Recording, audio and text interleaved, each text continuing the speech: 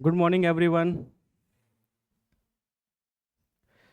Quickly join करो session. आज kinematics part 4 करेंगे।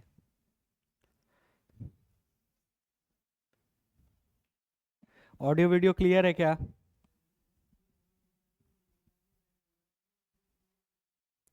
ऑडियो वीडियो क्लियर है क्या?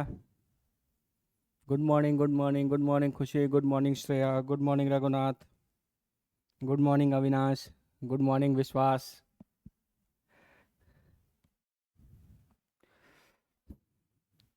ऑडियो वीडियो क्लियर है क्या बाबू? एक बार कमेंट कर दो। ऑडियो वीडियो क्लियर है?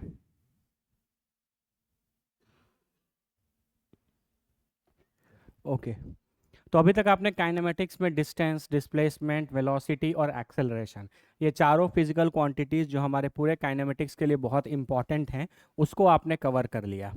ठीक है। तो आज हम लोग थोड़ा आगे बढ़ेंगे और अलग अलग तरीके के वेलोसिटीज और अलग अलग तरीके के एक्सेलरेशंस के बारे में पढ़ेंगे। ठीक है। क्लियर है? यहाँ तक कर लोगे तो आपका बेसिक फंडामेंटल हमेशा क्लियर हो जाएगा। उसके बाद फिर आप आगे की कोई भी चीज़ कर सकते हैं। ठीक है। चलो स्टार्ट करते हैं। ठीक है।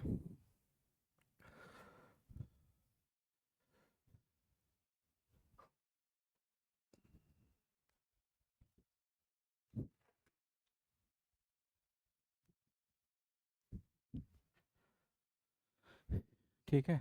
तो आज का हमारा जो टॉपिक है वो है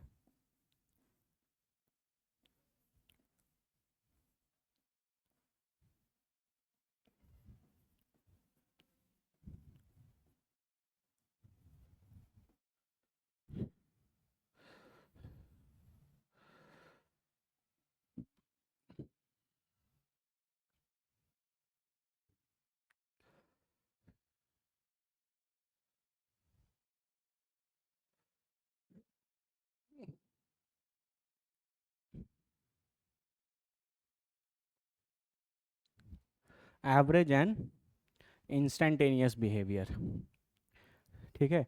ये देखो, ये जो चीज़ है ना, ये आपके पूरे आगे आने वाली चीज़ों के लिए एक बहुत बेसिक फंडामेंटल चीज़ है ना। आपको अच्छे से समझना पड़ेगा कि एवरेज क्या होता है, इंस्टेंटेनियस क्या होता है, कैसे आप उनको अप्लाई करते हैं। ठीक है। आइए देखिए, एक एग्जांपल से समझते हैं। ठीक है। जैसे मान लो आपके पास एक बॉडी है। ठीक है। इस बॉडी को time t is equal to for example 0 seconds पर इस बॉडी की वेलोसिटी मान लीजिए कि 20 मीटर पर सेकेंड है। ठीक है। ये रुको रुको रुको, लास्ट क्लास में कुछ चीज़ हम करा रहे थे, 1 मिनट। करेंगे इसको बाद में। पहले आप हमको ये बताइए, पहले तो हम कोई भूल ही गए थे हम तो। ठीक है, हम तुमसे कुछ चीज़ें पूछेंगे। ठीक है, फटाफट बताना। हम देखें कि आप कितना लास्ट क्लास वाली चीज़ें समझे हैं। आपके पास यहाँ पर एक बॉडी है।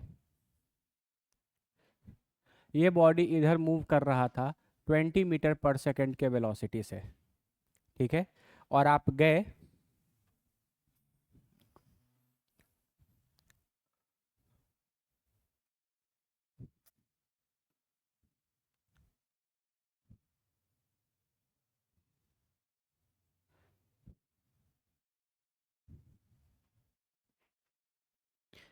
एक बॉडी है जो इस डायरेक्शन में 20 मीटर पर सेकेंड के स्पीड से क्या कर रहा है, चल रहा है।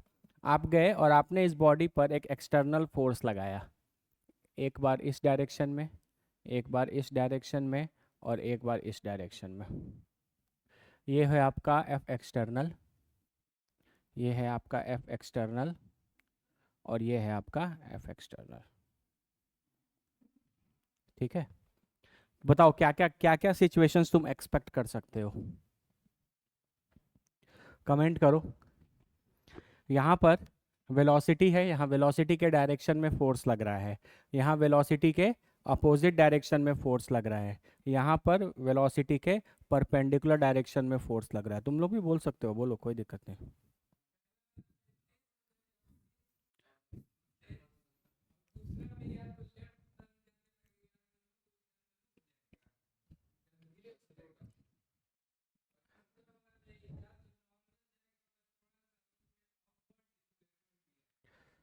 चलो, बहुत अच्छे से इस चीज़ को समझेंगे, ठीक है, ध्यान से देखना। यहाँ पर जो डायरेक्शन फोर्स का होता है वही डायरेक्शन किसका हो जाता है, एक्सेलरेशन का। पढ़े थे ना हम लोग, बोलो। क्योंकि F इज इक्वल टू क्या होता है, बोलो, force is equal to mass into acceleration. तो acceleration is equal to F by M. तो m तो स्केलर है, तो जो डायरेक्शन फोर्स का होगा वही डायरेक्शन किसका होता है, एक्सेलरेशन का। तो हमने ये बात पिछले क्लास में पढ़ा था कि वेलोसिटी जिस डायरेक्शन में है उसी डायरेक्शन में फोर्स या उसी डायरेक्शन में अगर एक्सेलरेशन रहता है तो समय के साथ इस बॉडी की वेलोसिटी क्या करेगी, इंक्रीज। ठीक है, इंक्रीज करती ही चली जाएगी। जब तक इस बॉडी पर ये फोर्स लगता रहेगा तब तक बॉडी की जो वेलोसिटी है वो समय के साथ क्या करेगी, इंक्रीज करेगी। और इंक्रीज करेगी मतलब वेलोसिटी चेंज तो होगा ही, चेंज होगा कि नहीं होगा, होगा। और एक्सेलरेशन का मैग्नीट्यूड क्या आएगा, पॉजिटिव।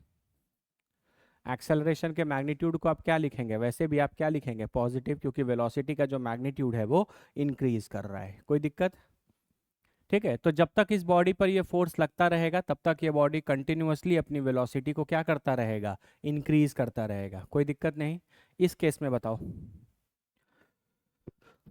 यहाँ पर आपके बॉडी जो है वो इस डायरेक्शन में 20 मीटर पर सेकंड से चल रहा है और आपने इस बॉडी पर फोर्स क्या लगाया, अपोजिट डायरेक्शन में लगाया। तो एक्सेलरेशन भी किधर लगेगा, अपोजिट। तो यहाँ पर वेलोसिटी और एक्सेलरेशन दोनों क्या है, अपोजिट डायरेक्शन में।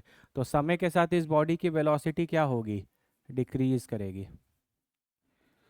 वेलोसिटी क्या करेगी, डिक्रीज करेगी। और आप इसको क्या बोल सकते हो, रिटार्डेशन। क्या बोल रहे हो, रिटार्डेशन, है ना। समय के साथ जब बॉडी की वेलोसिटी डिक्रीज करने लगती है तो आप इसको क्या बोलते हो, रिटार्डेशन। लेकिन इस टाइप के मोशन को थोड़ा बहुत ध्यान से आपको समझने और अंडरस्टैंड करने की ज़रूरत है। ध्यान से देखिए कि होगा क्या पूरी कहानी, प्लीज़ ध्यान से देखना, ठीक है। जैसे मान लो अभी ये body x is equal to 5 metre पर खड़ा था। कहाँ पर खड़ा था बोलो, x is equal to 5 metre पर। और ये इधर जा रहा था 20 मीटर पर सेकेंड से, और आपने इधर इस पर क्या लगा दिया, फोर्स। ठीक है, कोई दिक्कत। तो अब क्या होगा, अब इसकी वेलोसिटी जो है वो समय के साथ डिक्रीज करेगी, ठीक है। लेकिन बॉडी का मोशन किस डायरेक्शन में होगा, बताओ बताओ बताओ, यही सब तो पंगा है, आप गलती यहीं से करना चालू करेंगे। मैंने एक बॉडी है, इस बॉडी, ये बॉडी इस डायरेक्शन में 20 मीटर पर सेकंड से चल रही थी और आपने इस डायरेक्शन पे बॉडी पर फोर्स लगाया। तो फोर्स लगाने के बाद ये बॉडी किस डायरेक्शन में मूव करेगा, जल्दी कमेंट करो। नहीं, यही बात आप मिस्टेक कर गए, यही बात मेजॉरिटी बच्चे गलती करते हैं और फिर इनको आगे की फिजिक्स समझने में दिक्कत होती है। बॉडी का मोशन का डायरेक्शन ये था, बॉडी के मोशन का डायरेक्शन ये था, बॉडी मस्त इधर से ऐसे ऐसे से चल रहा था और आप फोर्स पीछे लगाए तो अभी ये बॉडी इधर ही चलेगा। बॉडी का मूवमेंट किस तरफ होगा, इसी तरफ। हो सकता है कि ये क्या आ जाए, x is equal to 6 metre पर आ जाए, फिर थोड़े समय के बाद कहाँ चला जाएगा, x is equal to 7 metre पर चला जाएगा। जिस डायरेक्शन में बॉडी का मोशन है उसी डायरेक्शन में बॉडी मूव करता रहेगा, in spite of the fact कि आप फोर्स पीछे लगा रहे हैं। लेकिन फोर्स के पीछे लगाने का इफेक्ट ये होगा कि जैसे जैसे अब ये आगे बढ़ता जाएगा वैसे वैसे ये स्लो होता जाएगा, या इसकी वेलोसिटी क्या होती जाएगी, डिक्रीज करती जाएगी। ऐसा नहीं होता कि बॉडी इस डायरेक्शन में चल रहा है और फोर्स इस पर पीछे लगने लगा तो ये रुक जाएगा तुरंत और नीचे जाने लगेगा, ऐसा नहीं होता कभी भी, ठीक है। जैसे देखो, इसका एक और अच्छा एग्जांपल हम आपको बताते हैं। जैसे आप मान लीजिए कि आप इस चीज को ऊपर फेंके, तो जैसे जैसे ये बॉल ऊपर जा रहा है वैसे वैसे फोर्स तो नीचे लग रहा है। तो क्या हुआ, फोर्स लग, आप छोड़े तो फट से नीचे गिर गया, नहीं। ये बॉडी जो है ये अपने मोशन के डायरेक्शन में ही चलता रहेगा, लेकिन डिफरेंस ये रहेगा कि इस बार चलते चलते इसकी वेलोसिटी क्या होगी, डिक्रीज होती जाएगी। समझ रहे हो। जैसे मान लेते हैं कि ये 5 मीटर से 6 मीटर पे गया तो इसकी वेलोसिटी 20 से घटकर कितनी हो गई, 10 मीटर पर सेकेंड। और 7 पर गया तो इसकी वेलोसिटी क्या हो गई, 0। तो हम बोलेंगे कि इस समय ये बॉडी यहाँ पर किस जगह पर आ गया, रेस्ट पर आ गया। जब कभी भी किसी बॉडी का वेलोसिटी 0 होता है तो आप बोलते हैं कि आपका बॉडी किस में है,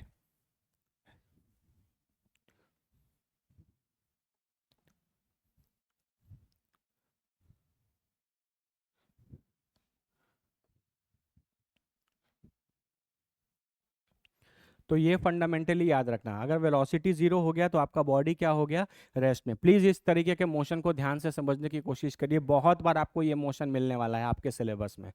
ठीक है, तो आप जैसे जैसे बॉडी पर फोर्स लगाएंगे, बॉडी इस डायरेक्शन में चल रहा था, फोर्स पीछे लग रहा था, तो ये बॉडी अभी आगे ही जाएगा। ये गलती मत करना कि फोर्स पीछे लग रहा है तो बॉडी यहाँ से पीछे जाने लगेगा। मतलब अभी x इक्वल टू 5 मीटर पर खड़ा है तो अगले सेकंड में x इक्वल टू 4 मीटर पर ये बॉडी नहीं जाएगा, बॉडी अपने मोशन के डायरेक्शन में ही मूव करता रहेगा। फर्क बस इतना है कि क्योंकि आपने फोर्स इसके वेलोसिटी के अपोजिट डायरेक्शन में लगाया है तो समय के साथ इसकी वेलोसिटी घटेगी।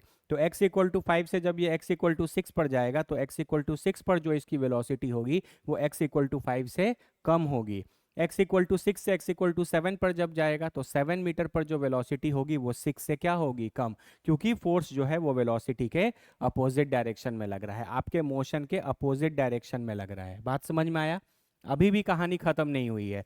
ऐसा होते होते होते फाइनली इसकी वेलोसिटी घटते घटते क्या हो जाएगी, जीरो। और उस समय पर हम बोलेंगे कि ये वेलोस बॉडी किस पे है, रेस्ट पे। किस पर आ गया, रेस्ट पर। अब ध्यान से सुनना, इसके बाद की कहानी क्या होगी। इसकी बाद की कहानी क्या होगी, अभी ये x is equal to 7 metre पर है और ये किस चीज पर है बोलो, रेस्ट पे। लेकिन इस बॉडी पर ये जो फोर्स इधर लग रहा है ये अभी भी लग रहा है। इस बॉडी पर ये जो फोर्स है ये अभी भी लग रहा है, मतलब ये फोर्स कंटिन्यूअसली लग ही रहा था, कभी ये फोर्स लगना बंद नहीं हुआ। पहले ये फोर्स वेलोसिटी के अपोजिट डायरेक्शन में लग रहा था तो ये धीरे धीरे धीरे इस बॉडी की वेलोसिटी को घटा रहा था। घटाते घटाते मैक्सिमम क्या कर सकता है, जीरो। घटाते घटाते किसी बॉडी की वेलोसिटी क्या हो सकती है, मैक्सिमम जीरो हो सकती है। हम पहले 100 के स्पीड से भाग रहे थे, तुम हमको पीछे से खींचने लगे तो धीरे धीरे मेरे वेलोसिटी घटती जाएगी और घटते घटते एक समय आएगा जब ये क्या हो जाएगी, जीरो। लेकिन इस समय पर भी ये बॉडी पर ये फोर्स लग रहा है। अब बताओ ये बॉडी किधर मूव करेगा, अब ये बॉडी पीछे चलने लगेगा। क्यों? क्योंकि अब ये बॉडी रेस्ट पे है। एक रेस्ट पे पड़ा हुआ चीज उस डायरेक्शन में मूव करता है जिस डायरेक्शन में बॉडी पर फोर्स लगता है। जैसे मान लीजिए कि ये रिमोट है, ये रिमोट अभी रेस्ट पे है, अगर हम इसको इस डायरेक्शन में पकड़कर खींचने लगे तो ये रिमोट इधर जाएगा, अगर हम इसको इस डायरेक्शन में पकड़कर खींचने लगे तो रिमोट इधर जाएगा। तो रेस्ट पे पड़ा हुआ बॉडी उस डायरेक्शन में मूव करता है जिस डायरेक्शन पर उस पर क्या लगे, फोर्स। तो क्योंकि x इक्वल टू 7 मीटर पर ये बॉडी रेस्ट पे था तो अब ये समय के साथ किधर मूव करेगा, बोलो, पीछे आने लगेगा। ठीक है, थोड़े समय के बाद ये x इक्वल टू 6 पर आएगा, थोड़े समय के बाद ये x इक्वल टू 5 पर आएगा। अब बताओ वेलोसिटी समय के साथ बढ़ेगी कि घटेगी। अब बॉडी की वेलोसिटी समय के साथ बढ़ेगी कि घटेगी, जब ये बॉडी वापस लौट कर पीछे आ रहा है तो वेलोसिटी बढ़ेगी कि घटेगी, हाँ इंक्रीज होगा ना, क्योंकि इस बार ये रेस्ट पर था और तुम इसी डायरेक्शन में फोर्स लगा रहे हो तो एक्सेलरेशन इसी डायरेक्शन में है। इस बार इसका इनिशियल वेलोसिटी क्या हो जाएगा, बोलो, इस बार इसका इनिशियल वेलोसिटी क्या हो जाएगा, जीरो। इस वाले जर्नी के लिए देखो तो बॉडी इनिशियली किस पे है, रेस्ट पे, लेकिन इस बॉडी पर ये फोर्स इधर लग रहा है तो इसकी वेलोसिटी समय के साथ क्या होगी, बढ़ेगी। तो मान लेते हैं कि x इक्वल टू 6 पर आया तो इसकी वेलोसिटी कितनी हो गई, 10 मीटर पर सेकेंड इस डायरेक्शन में। यहाँ पर आया तो इसकी वेलोसिटी कितनी हो गई, 20 मीटर पर सेकेंड इस डायरेक्शन में। तो ये इस पर्टिकुलर चीज का पूरा जर्नी है ना। ये केस ए था, ये केस बी है और ये आपको इन डिटेल केस बी है। ये आपको बहुत अच्छे से समझने की ज़रूरत है कि जब कभी भी मोशन के अपोजिट डायरेक्शन में आपके बॉडी पर फोर्स लगता है तो पहले जो बॉडी मूव करेगा वो मोशन के डायरेक्शन में ही करेगा, लेकिन फर्क इतना रहेगा क्योंकि फोर्स इसके अपोजिट लगा तो समय के साथ इसकी वेलोसिटी क्या होगी, बोलो, समय के साथ इसकी वेलोसिटी क्या होगी, घटते चली जाएगी और घटते घटते एक समय आएगा जब इसकी वेलोसिटी क्या हो जाएगी, जीरो। उस मोमेंट पर आप बॉडी को किस पर मान सकते हैं, रेस्ट पर। ये बात हमेशा याद रखना, जब कभी भी किसी बॉडी की वेलोसिटी जीरो हो जाए तो उस समय वो बॉडी किस पे रहता है, रेस्ट पे रहता है। कोई दिक्कत? चलिए, अब लेकिन अगर इस यहाँ पे आ गया, अगर उसके बाद भी बॉडी पर फोर्स लग रहा है तो फोर्स तो इसी डायरेक्शन में लग रहा है, तो अब ये बॉडी उल्टा चलना चालू करेगा। उल्टा चलना चालू करेगा तो इधर आने लगेगा, पहले राइट जा रहा था फिर किधर आने लगेगा, लेफ्ट। और लेफ्ट आते वक्त इसकी वेलोसिटी क्या होगी, इंक्रीज करेगी, क्योंकि अब बॉडी का मोशन भी इसी डायरेक्शन में है और फोर्स भी इसी डायरेक्शन में लग रहा है। कितने बच्चों को ये बात पूरा चमक गया? जल्दी कमेंट करो, बल्ब जलाओ अगर आपको ये बात क्लियर है तो। ये सब अंडरस्टैंडिंग बाबू बहुत ज़रूरत है।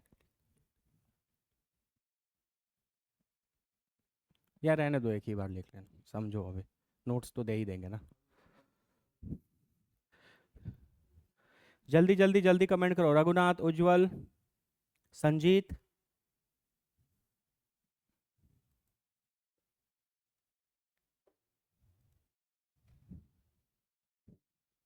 श्रेया, क्लियर है?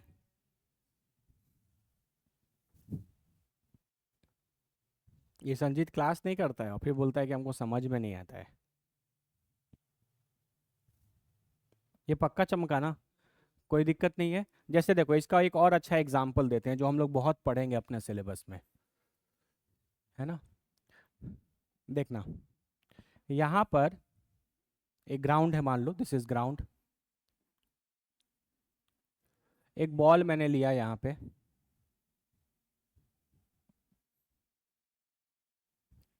ठीक है। इस बॉल को हम ऊपर फेंक रहे हैं, मान लेते हैं u is equal to 30 metre पर सेकेंड से फेंक रहे हैं ऊपर। कोई दिक्कत? एक बॉल लिया, बॉल को ऐसे ऊपर नहीं, बचपन में कैच कैच खेलते थे तो मेरे पास हाथ में बॉल है, हम बॉल को ऊपर फेंक रहे हैं फिर कैच करने की कोशिश कर रहे हैं। तो तुम बिना कुछ फिजिक्स जाने, बिना इसकी फिजिक्स जाने तुम बताओ बॉडी का मोशन कैसा होगा।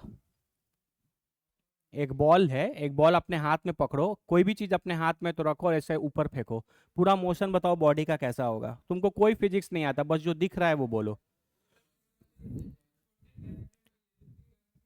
बिल्कुल सही, वेरी गुड, है ना। जैसे मान लीजिए कि मेरे पास ये पेन ड्राइव है, ठीक है। इस पेन ड्राइव को हम ऊपर फेंक रहे हैं, है ना। इस पेन ड्राइव को हम ऊपर फेंक रहे हैं तो क्या हो रहा है, देखो ये बॉडी ऊपर जा रहा है, एक समय, एक बहुत छोटे से समय के लिए हवा में रुक रहा है और फिर वहां से क्या आ रहा है, नीचे आ रहा है।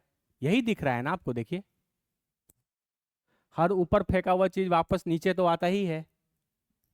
अरे बोलो ना, ये चीज है। तो आप उसी तरीके का, अब इसी इसी चीज को आप फिजिक्स से लगा के सीखने की कोशिश करो। तुम हमको बताओ इस बार मोशन का डायरेक्शन कौन सा है, मोशन का डायरेक्शन कौन सा है, अपवर्ड है, क्योंकि बॉडी इसी डायरेक्शन में मूव कर रहा है। कोई दिक्कत किसी को? चलिए अब बताइए बॉडी पर फोर्स किधर लगेगा, कौन सा फोर्स लग रहा है इस बॉडी पर, mg, जिसको आप कौन सा फोर्स बोलते हैं, ग्रेविटी।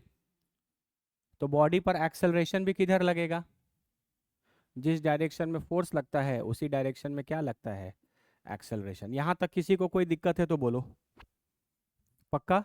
तो अब तुम हमको बताओ कि वेलोसिटी ऊपर है और एक्सेलरेशन या फोर्स नीचे लग रहा है, तो मोशन मोशन किस डायरेक्शन में होगा, बॉडी किस डायरेक्शन में मूव करेगा, ऊपर या नीचे? ऊपर ही मूव करेगा, है ना। आप बॉडी पर भले ही बाबू फोर्स नीचे लगाओ, लेकिन अगर ये बॉडी की वेलोसिटी ऊपर के डायरेक्शन में है तो ये बॉल समय के साथ किधर जाएगा, बोलो, अरे बोलो ना, ऊपर ही जाएगा। समय के साथ ये बॉल किधर जाएगा, ऊपर ही जाएगा। लेकिन ऊपर जाते वक्त इसकी वेलोसिटी बढ़ेगी कि घटेगी, घटेगी। क्या होगी, घटेगी। तो यहाँ पर इसकी यू मान लेते हैं, घट कर कितनी हो गई, 15 मीटर पर सेकेंड। यहाँ पर जाते जाते एक मोमेंट आएगा जब इसकी वेलोसिटी क्या हो जाएगी, बोलो, बोलो ना, 15 मीटर पर सेकेंड। और यहाँ पर इसकी वेलोसिटी क्या हो जाएगी, 0 मीटर पर सेकेंड। क्योंकि जैसे जैसे ये बॉडी ऊपर जाएगा इसकी वेलोसिटी घटती चली जाएगी। क्यों? क्योंकि फोर्स या एक्सेलरेशन जो है वो वेलोसिटी के अपोजिट डायरेक्शन में लग रहा है। लॉजिक क्लियर है? जिस पॉइंट पर इसकी वेलोसिटी जीरो होगी, जिस पॉइंट पर इसकी वेलोसिटी जीरो होगी, क्या ये बॉडी इसके ऊपर कभी जा सकता है, बोलो। आपने बॉल को ऊपर फेंका, फोर्स नीचे लग रहा था, तो धीरे धीरे इसकी वेलोसिटी घटते घटते एक पॉइंट पर क्या आ गई, जीरो आ गई। वेलोसिटी जीरो होने का क्या मतलब है कि इस समय पे ये बॉडी मोमेंटरली थोड़े समय के लिए किस चीज पर आ गया, रेस्ट पर आ गया। इसके बाद क्या ये बॉडी ऊपर जा सकता है? कभी आपकी वेलोसिटी जा ऊपर जाते जाते जीरो हो जाए, उसके बाद आप और ऊपर जा सकते हैं?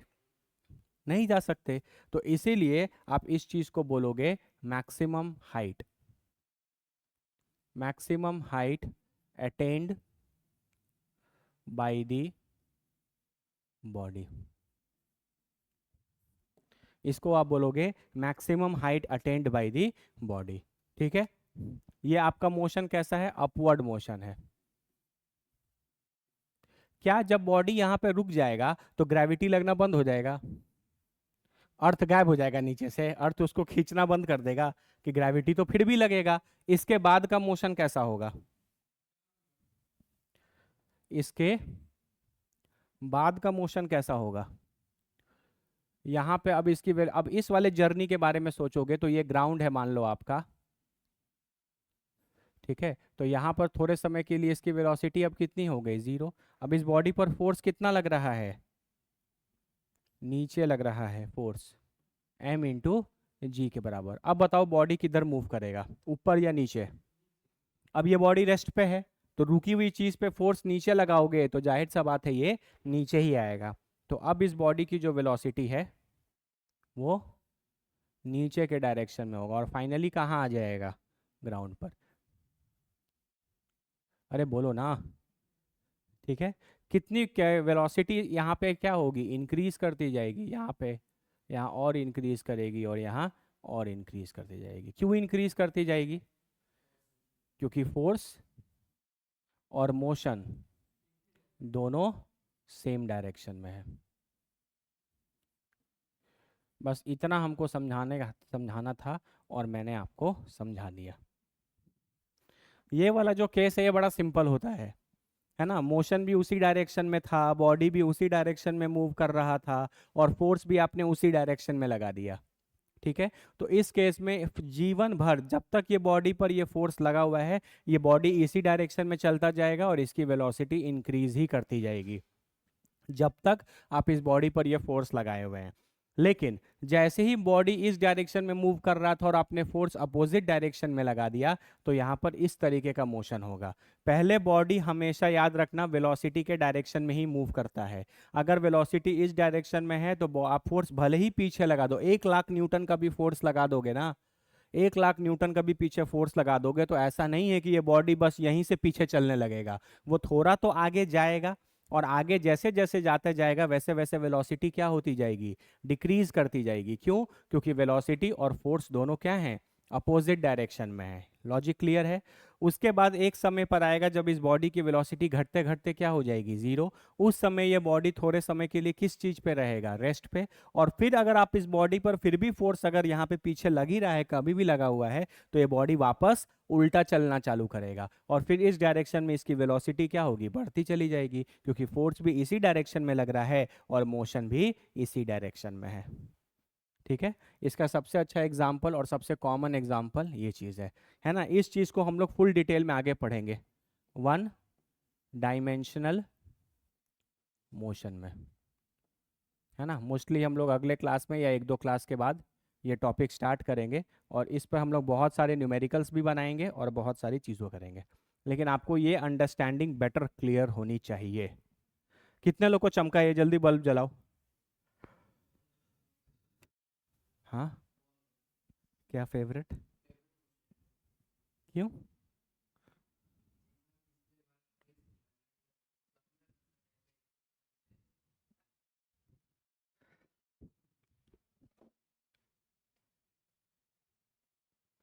चलिए, इस केस में क्या होगा, एक पार्ट और बी पार्ट आपको अच्छे से समझ में आ गया। ए पार्ट तो बहुत सिंपल था और बी पार्ट भी सिंपल है, बस आपको समझना है कि पहले आगे बढ़ते बढ़ते रुकेगा और फिर रुकने के बाद पीछे आ जाएगा। ठीक है, और इसी का एक एग्जाम्पल ये भी मैंने आपको बताया। अब बताओ क्या होगा इस केस में।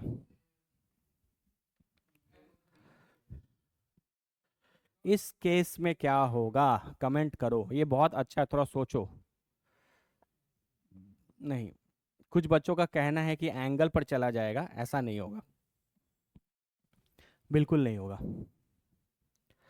बिल्कुल नहीं होगा। बहुत अच्छे से बाबू, हम पता है आज का क्लास अगर तुम समझ गए ना, हम तुमको यकीन बताते हैं, अगर आज का क्लास तुम अच्छे से समझ गए तो तुमको जीवन में कभी काइनेमेटिक्स में दिक्कत नहीं होगा। तुमको कॉन्सेप्चुअली कभी कोई नहीं फंसा पाएगा, तुमको कॉन्सेप्चुअली सारी चीजें चमकेंगी हमेशा। बताओ क्या हो। नहीं नहीं, आप वो मत सोचिए कि एमजी अगर हम यहाँ पर बोले कि एफ एक्सटर्नल ये लग रहा है, मतलब इस बॉडी पर सिर्फ यही एक फोर्स लग रहा है। अरे समझ रहे हो, बस एक ही फोर्स लग रहा है, यही फोर्स लग रहा है। अनुभव उपाध्याय, वेलोसिटी जीरो हो जाएगा, 20 से जादू होगा, अचानक जीरो हो जाएगा। जीरो हो जाएगा इसका मतलब आप बोल रहे हैं कि वेलोसिटी घट रहेगा, क्योंकि अभी 20 है और आप बोल रहे हैं कि जीरो होगा, इसका मतलब आप ये कहना चाह रहे हैं कि वेलोसिटी क्या होगा, डिक्रीज करेगा। बहुत ध्यान से समझना, यहाँ पर एक प्रॉपर्टी लगेगा वेक्टर्स का। कहाँ बताएं, यहाँ देख लो।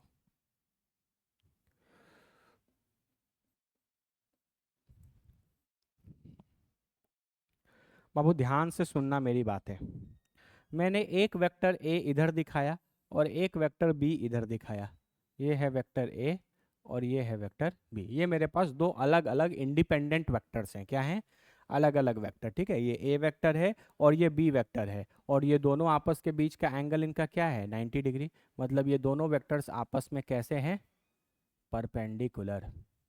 अरे बोलो ना, आपस में क्या है? परपेंडिकुलर। अब वो एक बात हमेशा अपने दिमाग में बसा लीजिए जीवन जीवन भर के लिए, जब कभी भी दो वेक्टर्स आपस में परपेंडिकुलर होते हैं तो वो कभी एक दूसरे को अफेक्ट नहीं करते। वो कभी एक दूसरे को अफेक्ट नहीं करते। इस बात को अगर आपको समझना होगा तो आप डॉट प्रोडक्ट मैंने आपको सिखाया है। जैसे मान लीजिए आप ए और बी है, तो आप यहाँ पर अगर ए डॉट बी लेंगे तो ये जीरो आएगा। डॉट प्रोडक्ट परपेंडिकुलर वेक्टर्स का क्या होता है? जीरो। और डॉट प्रोडक्ट क्या बताता था? एक वेक्टर का कंपोनेंट किसी दूसरे वेक्टर के अलोंग। तो अगर आप इस वेक्टर का कंपोनेंट बी के अलोंग लो, सॉरी, इस वेक्टर का कंपोनेंट या तो आप इस बी के अलोंग लो या बी का इसके अलोंग लोगे तो एंगल कितना है? 90। तो A B cos theta, cos theta में कॉस 90 पुट करोगे तो क्या आएगा? जीरो। इसका मतलब याद रखना, परपेंडिकुलर वेक्टर्स जो होते हैं वो आपस में कैसे होते हैं? इंडिपेंडेंट होते हैं। क्या होते हैं? इंडिपेंडेंट होते हैं। वो एक दूसरे पे कभी भी डिपेंड नहीं करेंगे, है ना? कभी भी डिपेंड नहीं करेंगे। थोड़ा फिजिक्स लगाओ इसमें, देखो। अगर एक बॉडी इस डायरेक्शन में चल रहा है और एक बॉडी इस डायरेक्शन में चल रहा है तो दोनों का ये जो वेलोसिटी वेक्टर है ये इंडिपेंडेंट है। क्या है? इंडिपेंडेंट है। कभी भी ये वाला वेलोसिटी इस वाले वेलोसिटी को अफेक्ट नहीं करेगा, या ये वाला वेलोसिटी इस वाले वेलोसिटी को अफेक्ट नहीं करेगा। अगर कभी भी वेक्टर्स आपस में परपेंडिकुलर होते हैं तो वो एक दूसरे के इंडिपेंडेंट होते हैं, कभी भी कोई एक दूसरे को अफेक्ट नहीं करता। क्यों नहीं करता? क्योंकि जब आप अफेक्ट करने का मतलब क्या है कि जब आप इस वेक्टर का कुछ कंपोनेंट इधर आता है ना। अभी हम और अच्छे से एग्जांपल देंगे तो क्लियर होगा, लेकिन यहाँ पर आप देखो, जब आप ए बी कॉस थीटा करोगे या बी ए कॉस थीटा करोगे, इसका प्रोजेक्शन इस पर लेने की कोशिश करोगे या इसका प्रोजेक्शन इस पर लेने की कोशिश करोगे तो दोनों क्या आएंगे? जीरो, क्योंकि दोनों के बीच का एंगल कितना है? 90 डिग्री, है ना। तो याद रखना ये बड़ा इंपॉर्टेंट पॉइंट। कितने लोग को चमका ये? बोलो बोलो, अभी और इस पर डिस्कस करेंगे, डोंट वरी। अब बताओ यहाँ क्या होगा, अब बताओ आंसर। अब तो बताओ, यहाँ पर वेलोसिटी वेक्टर इस डायरेक्शन में है और फोर्स का वेक्टर इस डायरेक्शन में, ये दोनों आपस में परपेंडिकुलर हैं कि नहीं है? दोनों आपस में परपेंडिकुलर हैं या नहीं है? इसका मतलब इस बार बॉडी पर ये जो फोर्स है वो इस डायरेक्शन के वेलोसिटी को कभी भी ना चेंज नहीं कर सकता, ना बढ़ा सकता है और ना घटा सकता है। क्यों? क्योंकि मोशन के परपेंडिकुलर डायरेक्शन में क्या लग रहा है? फोर्स। मोशन के परपेंडिकुलर डायरेक्शन में क्या लग रहा है? बोलो, फोर्स लग रहा है। ठीक है, तो इस चीज को आप ऐसा समझो कि ये वेलोसिटी किस डायरेक्शन में था, मान लो एक्स डायरेक्शन में, और फोर्स आप किस डायरेक्शन में लगा रहे हैं। तो एक्स डायरेक्शन का जो वेलोसिटी है वो वाई डायरेक्शन में फोर्स लगाने से कभी भी चेंज नहीं होगा, ना इंक्रीज होगा ना घटेगा। ये एक्स अभी भी इसी डायरेक्शन में चलता रहेगा with a constant speed of 20 metre पर सेकेंड। हम बताएंगे, डोंट वरी। अभी बस मेरा ये क्वेश्चन था, लेवल धीरे धीरे बढ़ाएंगे, ठीक है ना। पता है, अब आप वन डायमेंशनल से टू डायमेंशनल चीज़ों में आ गए। ये दोनों एग्जाम्पल किसके हो सकते हैं, वन डायमेंशनल मोशन के, और ये किसके एग्जाम्पल हैं, टू डायमेंशनल मोशन में, क्योंकि यहाँ वेलोसिटी किसी अलग डायरेक्शन में लग रहा है और फोर्स जो है वो किसी अलग डायरेक्शन में लग रहा है। यहाँ पर देखो, वेलोसिटी अगर एक्स में है तो फोर्स भी किस में है, एक्स में ही, दोनों एक्स एक्स ही है। यहाँ वेलोसिटी एक्स में है तो फोर्स किस में है, माइनस एक्स में है तो एक्स ही एक्सिस ना। अरे बोलो, है तो एक्स ही एक्सिस, तो यहाँ पर एक ही एक्सिस इन्वॉल्व है तो ये वन डायमेंशनल है। और यहाँ पर कितने एक्सिस इन्वॉल्व हैं, दो एक्सिस इन्वॉल्व हैं, एक एक्स एक्सिस और एक वाई एक्सिस, तो ये टू डायमेंशनल मोशन है। क्या है बोलो, टू डायमेंशनल मोशन का एग्जाम्पल हो सकता है। मेरी बात बस इतनी सी है, और इस बात को आप जीवन पर्यंत याद रखेंगे। क्या याद रखेंगे, कि जब कभी भी दो वेक्टर्स आपस में परपेंडिकुलर होते हैं तो वो कभी एक दूसरे को अफेक्ट नहीं करते। ये वेक्टर इंडिपेंडेंट है इस वेक्टर के, है ना। अब 1,00,000 न्यूटन का भी तुम फोर्स अगर ऊपर के डायरेक्शन में लगा दोगे, वाई डायरेक्शन में लगा दोगे, तो उससे एक्स की वेलोसिटी थोड़ी सी भी चेंज नहीं होगी, क्योंकि एक्स और वाई आपस में परपेंडिकुलर होते हैं, और परपेंडिकुलर होने के कारण ये कभी भी एक दूसरे को अफेक्ट नहीं करते। तो यहाँ पर आप बोलोगे कि ये जो वेलोसिटी है ये समय के साथ कांस्टेंट ही रह जाएगा। कितने लोग को चमका ये, अरे जल्दी बोलो, ठीक है। आओ, तुमको फील दिलाते हैं, वेक्टर इसी दिन के लिए तो पढ़ाया था तुमको। एक बॉडी है, ठीक है। ये बॉडी मस्त इस डायरेक्शन में चल रहा है 20 मीटर पर सेकंड से, और इसका इस डायरेक्शन की जो वेलोसिटी है वो है 30 मीटर पर सेकंड, और इस बॉडी पर हम एक फोर्स लगा रहे हैं, से 20 न्यूटन का लगा रहे हैं, और ये एंगल 30 डिग्री है।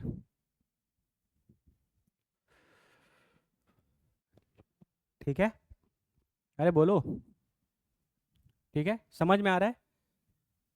इस बॉडी का x डायरेक्शन में वेलोसिटी कितना है, 20, तो आप लिखो V X is equal to कितना, 20। y डायरेक्शन में वेलोसिटी कितना है, तो आप लिख सकते हो वी वाई क्या है, 30 मीटर पर सेकंड। यहाँ तक कोई दिक्कत है तो बोलो, बोलो। अब तुम बताओ कि ये जो फोर्स मैंने 20 न्यूटन का लगाया है, ये इन बॉडीज की x और y की वेलोसिटी को चेंज कर सकता है कि नहीं कर सकता, x और y के वेलोसिटी को चेंज कर सकता है कि नहीं कर सकता।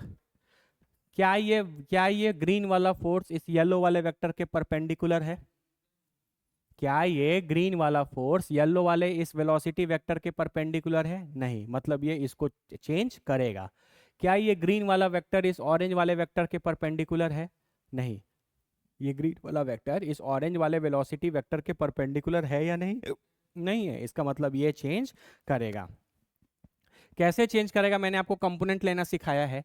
ये 20 है, ये 30 है, तो फोर्स का इधर कंपोनेंट होगा 20 कॉस 30, बताया था, जिसके साथ एंगल उसके साथ कॉस, और यहाँ पे इसका कंपोनेंट कितना आएगा, 20 साइन 30।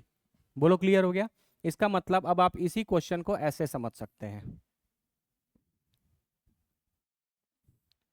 अब आप इसी क्वेश्चन को ऐसे समझ सकते हैं कि इस बॉडी की वेलोसिटी ऐसे ऐसे थी, और इस बॉडी पे जो फोर्स है वो ऐसे ऐसे। इसकी वेलोसिटी पहले इधर कितनी थी, 20 मीटर पर सेकेंड, और इधर कितनी थी, 30 मीटर पर सेकेंड। क्लियर है। इसकी इसकी फोर्स इधर कितना लगा, 20 कॉस 30, 20 कॉस 30 इज 10√3, है ना, और 20 साइन 30 हो गया 10 न्यूटन का। अरे बोलो ना। तो अब अगर तुम एक्स के बारे में सोचोगे, ठीक है, अब इस, चलो एक एक करके डील कर लेते हैं, और डील, मान लो तुम इस 20 मीटर पर सेकंड के बारे में सोचो, तो 20 मीटर पर सेकंड को कौन सा फोर्स अफेक्ट कर सकता है, 10√3 या 10 न्यूटन, ये वाला करेगा, क्योंकि ये 20 मीटर पर सेकेंड और ये 10 न्यूटन तो परपेंडिकुलर हो गए, तो ये वाला जो फोर्स है वो इसको कभी भी अफेक्ट नहीं करेगा। तो आप बोलोगे कि 20 मीटर पर सेकेंड या फिर velocity and X direction, X velocity in X direction will change. क्यों चेंज करेगा? Due to a force of 10√3 newton in X direction. अरे बोलो ना। अच्छा, इस बार फोर्स भी इसी डायरेक्शन में, मोशन भी इसी डायरेक्शन में है, तो वेलोसिटी समय के साथ क्या होगी? इंक्रीज करेगी। पक्का? और यहाँ पे क्या बोलोगे? यहाँ पे भी वेलोसिटी इन वाई जो है वो समय के साथ क्या करेगी? इंक्रीज। अच्छा, ये 30 मीटर पर सेकेंड को ये 10√3 न्यूटन चेंज कर सकता है क्या? ये 10√3 न्यूटन का फोर्स जो एक्स डायरेक्शन में लग रहा है वो वाई डायरेक्शन के वेलोसिटी को चेंज कर सकता है? नहीं कर सकता। क्यों नहीं कर सकता? क्योंकि ये आपस में परपेंडिकुलर हो गए। लेकिन क्या इस 30 मीटर पर सेकेंड को 10 न्यूटन का फोर्स चेंज कर सकता है? कर सकता है, क्योंकि ये भी वाई डायरेक्शन में लग रहा है और ये भी वाई डायरेक्शन में लग रहा है। उस पे से भी डायरेक्शन दोनों का सेम है या ऑपोजिट है? डायरेक्शन सेम है या ऑपोजिट है? सेम है, तो वेलोसिटी क्या होगा? इंक्रीज करेगा। अरे बोलो। तो इस तरीके का जो मोशन है या इस तरीके का जो एनालिसिस है आप आराम से कर सकते हैं अगर आपको वेक्टर आता है तो। ठीक है? अरे बोलो ना। तो अगर आपके पास कोई वेक्टर किसी एंगल पर लग गया तो क्या ये 20 न्यूटन, हम लोग क्या करेंगे? 20 न्यूटन के कंपोनेंट्स ब्रेक कर लेंगे, तो हमको समझ में आ जाएगा कि एक्स डायरेक्शन के वेलोसिटी को कौन बढ़ाएगा और वाई डायरेक्शन के वेलोसिटी को कौन चेंज करेगा या बढ़ाएगा। कोई दिक्कत? ठीक है। कितने लोग को चमका ये? जल्दी कमेंट करो।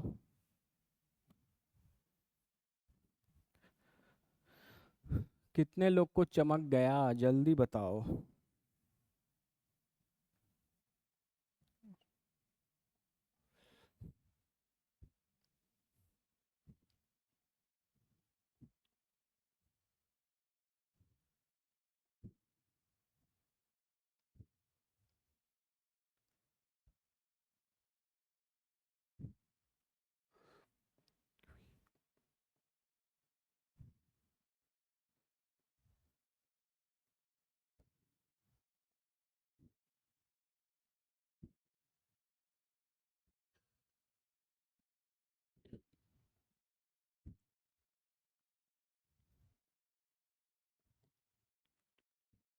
बताओ तुम क्या बोल सकते हो?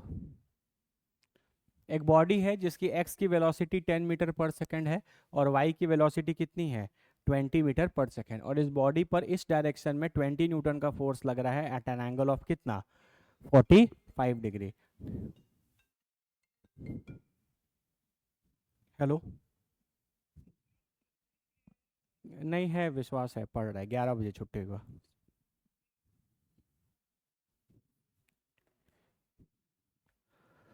जल्दी जल्दी कमेंट करो, बताओ क्या क्या होगा। वेलोसिटी। अच्छा, दो वेलोसिटी चेंज करेगा कि नहीं करेगा? वेलोसिटी जो है वो चेंज करेगा कि नहीं करेगा? जल्दी जल्दी कमेंट करो पहले। बताओ, को सॉल्व करो, बताओ किस, कौन सा वेलोसिटी कितने फोर्स के कारण चेंज करेगा, क्या करेगा, नहीं करेगा तो क्यों नहीं करेगा। अरे पीछे रफ कॉपी में बना लो। ट्राई करो, ट्राई करो। श्रेया बोल रही हैं कि वेलोसिटी चेंज करेगा। बिल्कुल सही श्रेया, वेरी गुड। पूजा भी बोल रही हैं करेगा। ओके, तो बताइए चेंज करेगा तो किस फोर्स के कारण चेंज करेगा?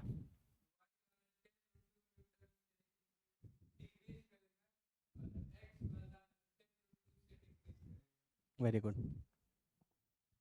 जब आप इसके कंपोनेंट ब्रेक करेंगे, कंपोनेंट याद है ना कैसे ब्रेक करते थे? वेक्टर्स बाबू आना चाहिए।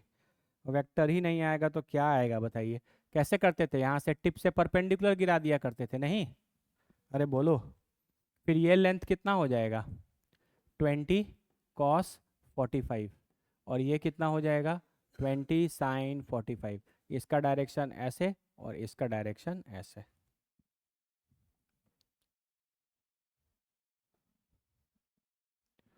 20 cos 45 है ना?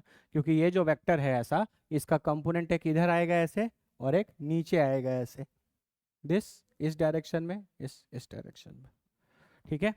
अब अगर आप ध्यान से देखो तो Vx इधर है और x डायरेक्शन में जो फोर्स लग रहा है वो इसके ऑपोजिट डायरेक्शन में लग रहा है। तो समय के साथ x की वेलोसिटी बढ़ेगी कि घटेगी? x का वेलोसिटी इस डायरेक्शन में है और फोर्स x में पीछे लग रहा है, तो बताइए समय के साथ वेलोसिटी बढ़ेगी कि घटेगी? घटेगी। तो आप बोलोगे कि x डायरेक्शन की वेलोसिटी समय के साथ क्या हो जाएगी? बोलते ही नहीं हो यार, डिक्रीज करेगी, ठीक है। इधर बताइए, y का वेलोसिटी ऊपर है और y पे फोर्स किधर लग रहा है? नीचे। तो यहाँ y की वेलोसिटी भी समय के साथ डिक्रीज करेगी, ठीक है। कौन डिक्रीज कराएगा? x की वेलोसिटी x में लगने वाला फोर्स डिक्रीज कराएगा। 10 cos 45 डिग्री कितना हो जाएगा? cos 45 डिग्री 1/√2 ना। हाँ, 10√2 न्यूटन। और ये हो जाएगा 10√2 न्यूटन। ये लग रहा है नेगेटिव एक्स एक्सिस के तरफ और ये लग रहा है नेगेटिव वाई एक्सिस के तरफ। तो दोनों ही वेलोसिटीज इस बार क्या करेंगे? डिक्रीज करेंगे। आई होप अब आपको आइडिया लग गया होगा। बोलो। तो कल को हम लोग वन डायमेंशनल मोशन तो पहले पढ़ेंगे, लेकिन टू डायमेंशनल मोशन भी पढ़ें तो आप उसको बहुत अच्छे से क्लियर कर सकते हैं, ठीक है। यहाँ पे आप याद रख लेना, ठीक है। अगर यहाँ पे एक चीज देखो, तो हम लोग टू डायमेंशनल मोशन को भी वन डायमेंशनल में कन्वर्ट करके पढ़ रहे हैं कि नहीं? कंपोनेंट में तोड़ने से, कंपोनेंट में तोड़ने से ये फोर्स जो पहले टू डायमेंशन में लग रहा था ये दो वन डायमेंशन में टूट गया। बोलो। ये फोर्स पहले इधर किसी एंगल पर लग रहा था तो ये तो टू डायमेंशनल फोर्स था, लेकिन जब आपने इसको कंपोनेंट में ब्रेक किया तो ये भी वन डायमेंशन हो गया, ये भी वन डायमेंशन हो गया। और वन डायमेंशन वाले चीज़ों को समझना, करना क्या होता है? आसान। तो हम लोग हमेशा याद रखना कि कभी टू डायमेंशनल मोशन भी रहेगा तो हम लोग उसको किस में कन्वर्ट कर लेंगे? किस में कन्वर्ट कर लेंगे? टू वन डायमेंशनल मोशंस में। ये बहुत इंपॉर्टेंट पॉइंट बता रहे हैं। आगे आने वाले इसी चैप्टर में बहुत सारे ऐसे टॉपिक्स हैं जो टू डायमेंशनल मोशन के कैटेगरी के अंदर आते हैं। तो वहाँ पे भी आपका ये बेसिक कॉन्सेप्ट हमेशा क्लियर होना चाहिए कि जो काम हम लोग 1D में सीखेंगे वही काम हम लोग 2D में लगा सकते हैं। बस फर्क इतना है कि मान लो two dimensional X Y plane में है तो एक बार एक्स के लिए लगा देंगे और एक बार वाई के लिए लगा देंगे, अलग अलग कर सकते हैं। और एक्स वाली चीज़ें और वाई वाली चीज़ें इंडिपेंडेंट होती हैं कि नहीं? एक्स वाली चीज़ें और वाई वाली चीज़ें हमेशा क्या होंगी? वेक्टर की दुनिया में इंडिपेंडेंट होंगी, क्योंकि अगर परपेंडिकुलर वेक्टर्स होंगे तो वो बाबू कभी भी एक दूसरे को अफेक्ट नहीं करेंगे। जैसे एक बात बताओ, ये नीचे लगने वाला 20 साइन 45 डिग्री किसी भी तरीके से Vx को चेंज कर सकता है क्या? नहीं। क्या इधर लगने वाला 20 कॉस 45 डिग्री किसी भी तरीके से Vy को चेंज कर सकता है क्या? नहीं, क्योंकि वो दोनों वेक्टर्स क्या हैं? परपेंडिकुलर। हमेशा याद रखना, वेक्टर्स अगर आपस में परपेंडिकुलर हैं तो वो कभी भी एक दूसरे को अफेक्ट नहीं करते, और सिर्फ इसलिए नहीं करते क्योंकि उनका डॉट प्रोडक्ट क्या आएगा? जीरो। डॉट प्रोडक्ट में हमने पढ़ा ही यही था कि किसी एक वेक्टर का कंपोनेंट किसी दूसरे वेक्टर के अलोंग। चमका या नहीं चमका? एक बार इसको अच्छे से देख लो, अगर आपको ये बेटर अंडरस्टैंडिंग हो गया तो आपको अच्छे से चीजें समझ में आएंगी।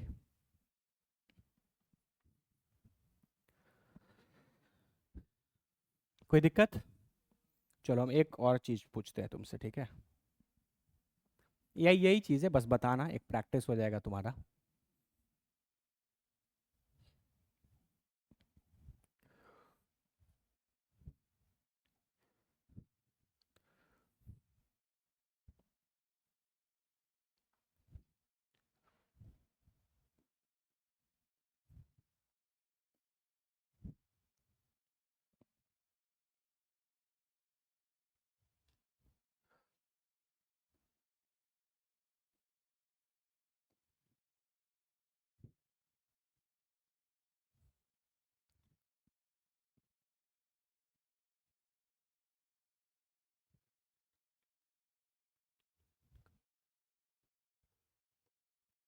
बताओ क्या होगा।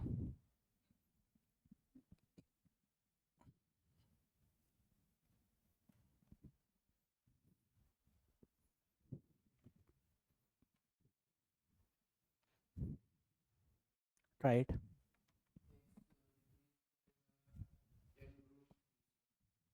और वाई?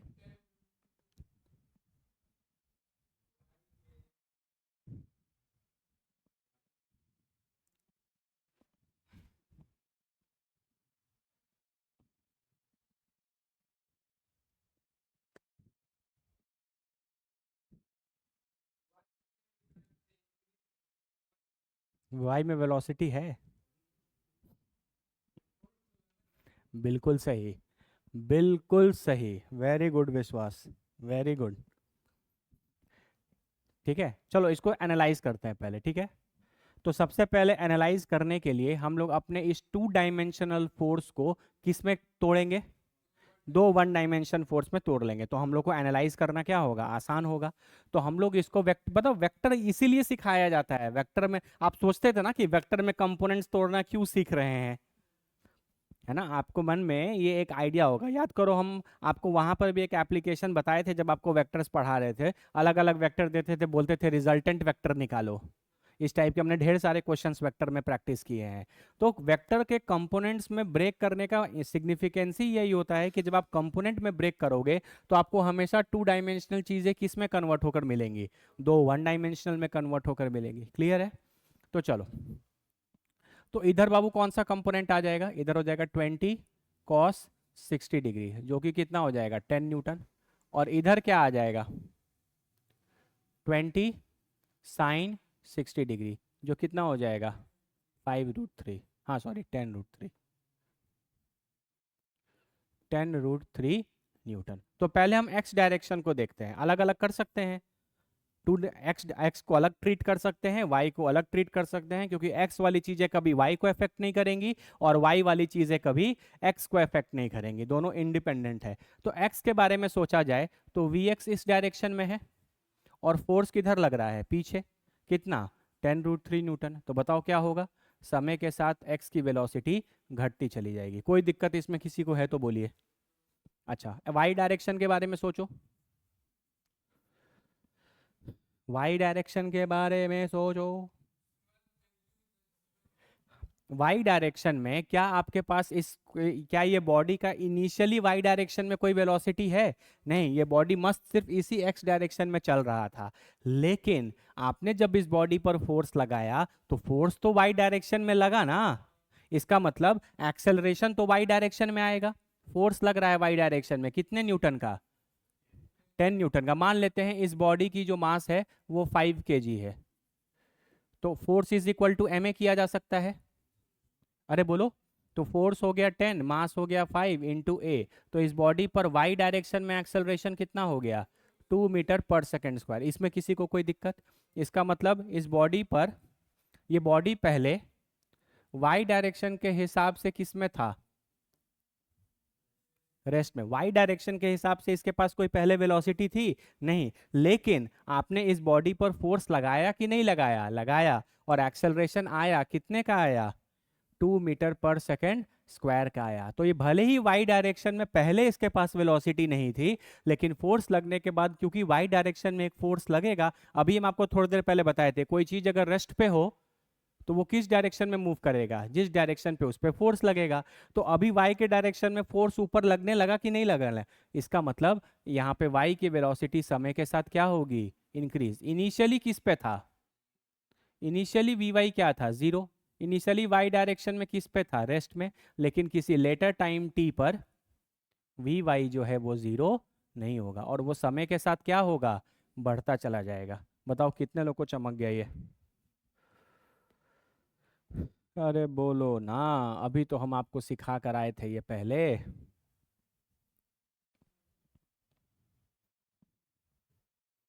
सर एक बार फिर से रिपीट कर दीजिए।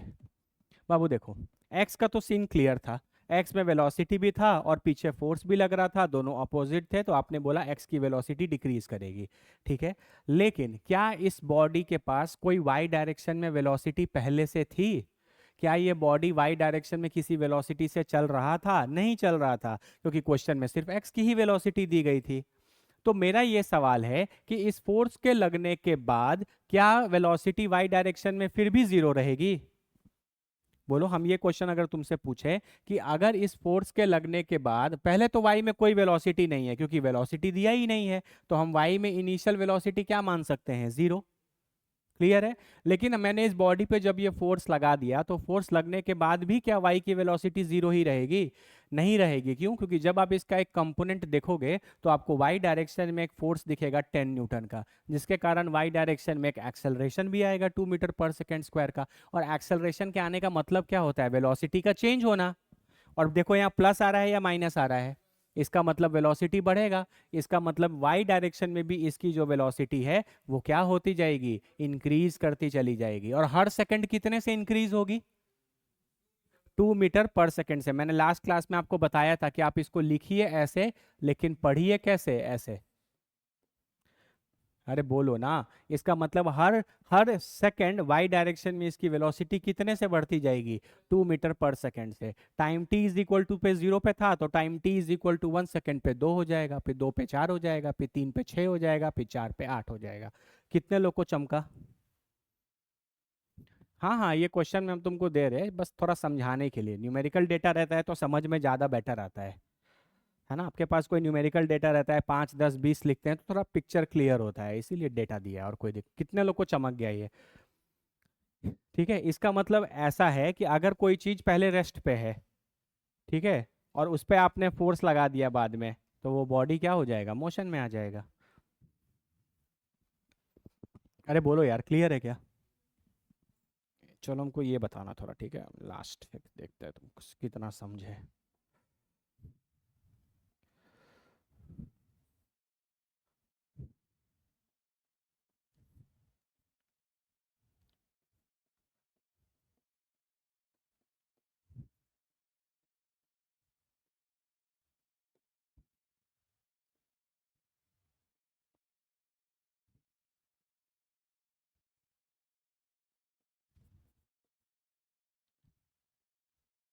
बताओ, वी एक्स और वी वाई क्या होंगे समय के साथ?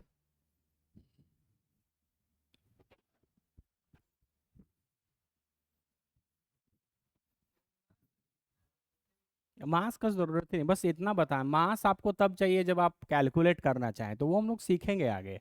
अभी तो बस क्वालिटेटिवली स्टडी कर रहे हैं, ये बताना है कि वेलोसिटीज क्या होंगे, बढ़ेंगे घटेंगे कांस्टेंट रहेंगे। यही तीन चीज हो सकता है, या तो वेलोसिटी बढ़ सकता है या वेलोसिटी घट सकता है।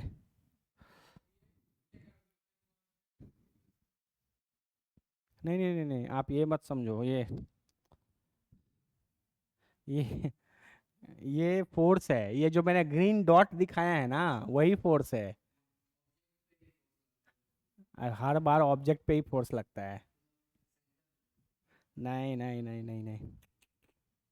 अरे मैंने एरो यहाँ दिखाया था, इसका मतलब फोर्स इधर नहीं लग रहा। इस सिंबल को पहचानो। ये सिंबल आपको हाँ, ये सबसे बड़ा सवाल है कि इस बॉडी पर फोर्स लग कैसे रहा है। अभी तक तो पता चल जाता था एरो देख के कि फोर्स कैसे लग रहा है, अब फोर्स कैसे लगेगा?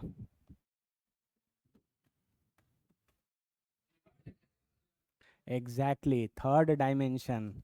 देखो बाबू, देखो ये एक्स है, ये वाई है, तो बाहर निकलता हुआ कौन सा होगा? Z. This is X axis, this is Y axis, तो बाहर निकलता हुआ कौन सा होगा? Z axis. तो आपका मोशन किस प्लेन में है? एक्स वाई प्लेन में। एक्स डायरेक्शन में है, वाई डायरेक्शन में है। और ये डॉट का मतलब पता है क्या होता है? आप एक एरो को देखें, तीर को, तीर का आगे वाला हिस्सा क्या होता है? नोकीला। और तीर का पीछे वाला हिस्सा देखो ऐसा क्रॉस जैसा दिखेगा। देखो, जब आप एक तीर बनाते हैं तो आप ऐसे दिखाते हैं, और पीछे से आप इसको ऐसे करते हैं, ऐसे करते हैं। तो इसका सिंबॉलिक रिप्रेजेंटेशन होता है कि अगर कभी डॉट दिखाया जाए, इसका मतलब तीर सामने से ऐसे आ रहा है। क्योंकि अगर तुम तीर को सामने से देखोगे तो तुमको सिर्फ उसका नोकीला वाला हिस्सा दिखाई देगा। और जब तुम ऐसे दिखाओगे, इसका मतलब तीर जो है वो तुमसे दूर जा रहा है, तुमको तीर का पिछवाड़ा दिख रहा है।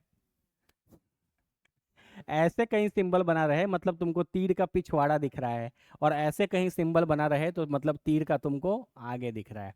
बोलो, क्लियर है? ये इसका मतलब तुम एरो का हेड देख रहे हो। यहाँ ये अच्छे से लिख देते हैं।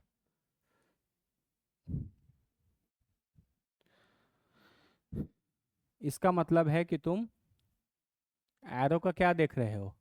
हेड। और इसका मतलब तुम एरो का क्या देख रहे हो? बैक। अब बताओ फोर्स कैसे लग रहा है? फोर्स कैसे लग रहा है?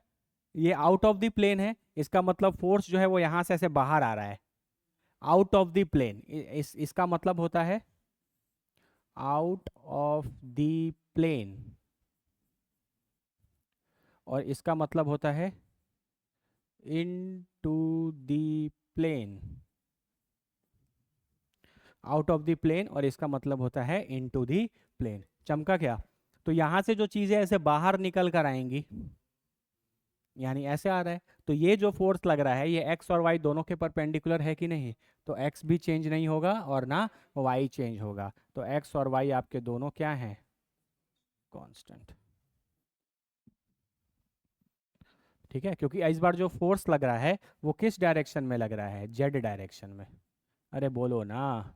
और जेड डायरेक्शन जो होगा वो तो एक्स के और वाई के दोनों के क्या होगा? परपेंडिकुलर। अगर हम यहाँ डॉट के जगह क्रॉस लगा देते तो तभी होता फर्क, बस इतना होता कि इस केस में फोर्स ऐसे बाहर आ रहा है पॉजिटिव जेड एक्सेस, और जब क्रॉस लगा देते तो फोर्स अंदर जाता, तो नेगेटिव जेड एक्सिस। तो जेड एक्सिस पॉजिटिव हो या जेड एक्सिस नेगेटिव हो, वो दोनों एक्स और वाई के तो क्या होते हैं? परपेंडिकुलर। तो इन केसेस में वेलोसिटीज जो हैं वो चेंज नहीं करेंगी। मेरे हिसाब से आज के बाद पूरे साइंस में कहीं पे भी डॉट और क्रॉस आएगा तो समझ जाओगे, dot means out of the plane, plane से निकलकर आपके तरफ आ रहा है, आपको आगे का एरो का पॉइंटेड पार्ट दिख रहा है। और क्रॉस का मतलब होता है इनटू दी जाना, मतलब तीर का पिछवाड़ा दिख रहा है, क्रॉस जैसा। ठीक है बाबू, ये बहुत इंपॉर्टेंट कॉन्सेप्ट्स हैं, है ना, इनको अच्छे से थोड़ा देख लो, समझ लो, उसके बाद फिर हम लोग आगे बढ़ेंगे। ठीक है, ये चीज़ें आपको ये बता रही हैं कि कल को 2 डायमेंशनल चीज़ें भी आएंगी तो आप उसको 1 डायमेंशन में कन्वर्ट करके इजीली सॉल्व कर सकते हैं। चमका। 3 डायमेंशनल चीज़ें भी कल को आ जाती हैं, तो आप उसको 3 1 डायमेंशंस में अलग अलग करके क्या कर सकते हैं? सॉल्व। एक्स को अलग कर लेंगे, वाई को अलग कर लेंगे और जेड को अलग सॉल्व कर लेंगे, क्योंकि एक्स वाई जेड कभी भी एक दूसरे को आपस में अफेक्ट नहीं कर सकते, क्योंकि वो सारे वेक्टर्स क्या होंगे? आपस में परपेंडिकुलर होंगे। डन। एक बार बाबू देख लो अच्छे से सारी चीज़ें, यही चीज़ें मुझे आपको एक्स्ट्रा बतानी थी। जी।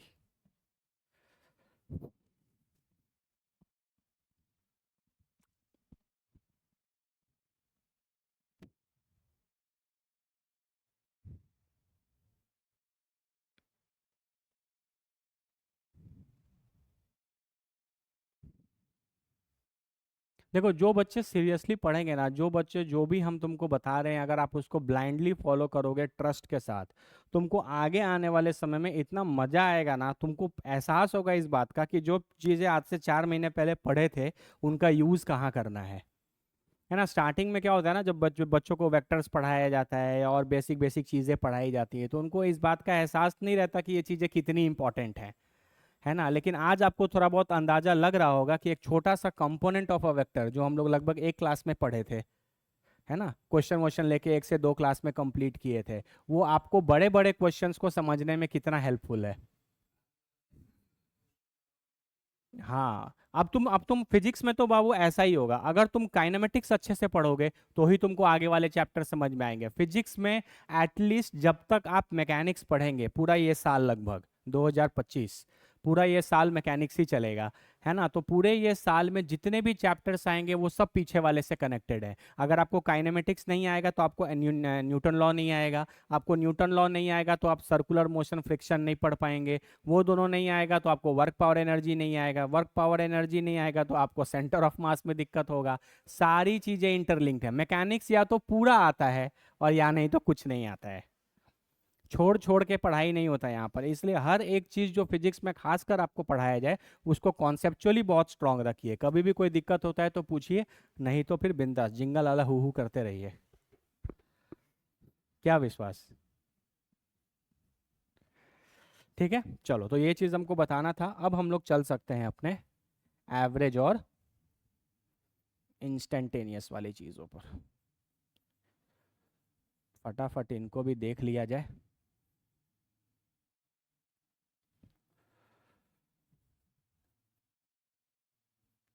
इंस्टेंटेनियस।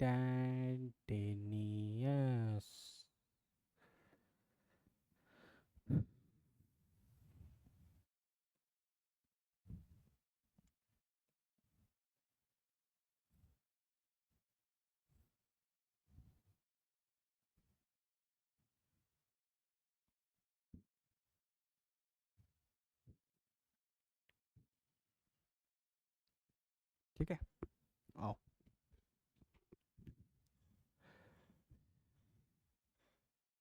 एक एग्जाम्पल से समझते हैं, ठीक है।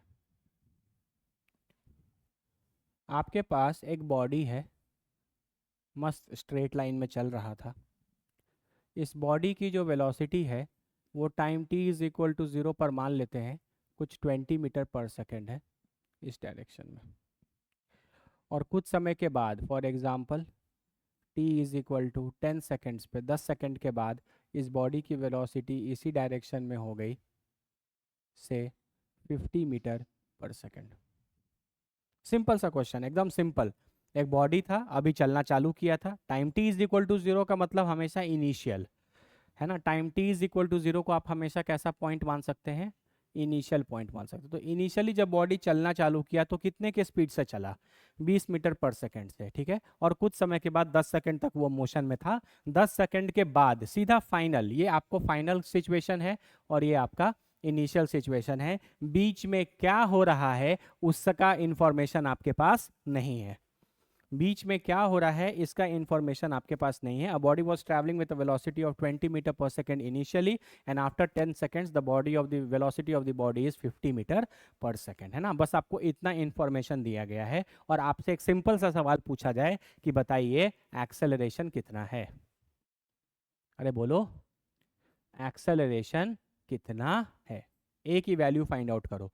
तो हर बच्चे को पता भी है, मैंने पिछले बार भी बताया था कि आप इसको डिवाइड लिख सकते हैं change in velocity by change in time, क्योंकि rate of change of velocity ही आपको क्या बताता है, एक्सेलरेशन। ठीक है, बिल्कुल सही। तो आप यहाँ पर लिखोगे final velocity minus initial velocity divided by final time minus initial time, क्योंकि delta delta is always final minus initial. और डेल्टा का मतलब मतलब क्या होता है, चेंज। डेल्टा जिसके साथ लगेगा वो चेंज दिखाएगा। डेल्टा वी मतलब change in velocity, delta T मतलब change in time, delta temperature, है ना। कल को हम कहीं पर डेल्टा कैपिटल टी लिखें, इसका मतलब ये हो गया चेंज इन टेम्परेचर, हमेशा चेंज बताता है। और चेंज इन टेम्परेचर भी कैसे लिखा जाएगा, final temperature minus initial temperature. यहाँ तक कोई दिक्कत है तो बोलो। ठीक है, तो आप कैसे निकालोगे, v कितना है बताओ 50, u कितना है 20, फाइनल टाइम कितना 10 सेकेंड, इनिशियली कितना था 0, तो ये कितना आ गया 30 डिवाइडेड बाई 10, आंसर आ गया 3 मीटर पर सेकेंड स्क्वायर, है ना। बोलो सर इसमें क्या है, ये तो 9th क्लास के बच्चे बनाते हैं कि ये जो एक्सेलरेशन है ये क्या है, दिस इज 3 मीटर पर सेकेंड स्क्वायर। बिल्कुल सही, बिल्कुल 9th क्लास की चीज़ें ही हैं, है ना। लेकिन 11th क्या है अभी हम आपको थोड़ा सा फील दिलाते हैं इसमें। चमका गया, ये कोई दिक्कत है।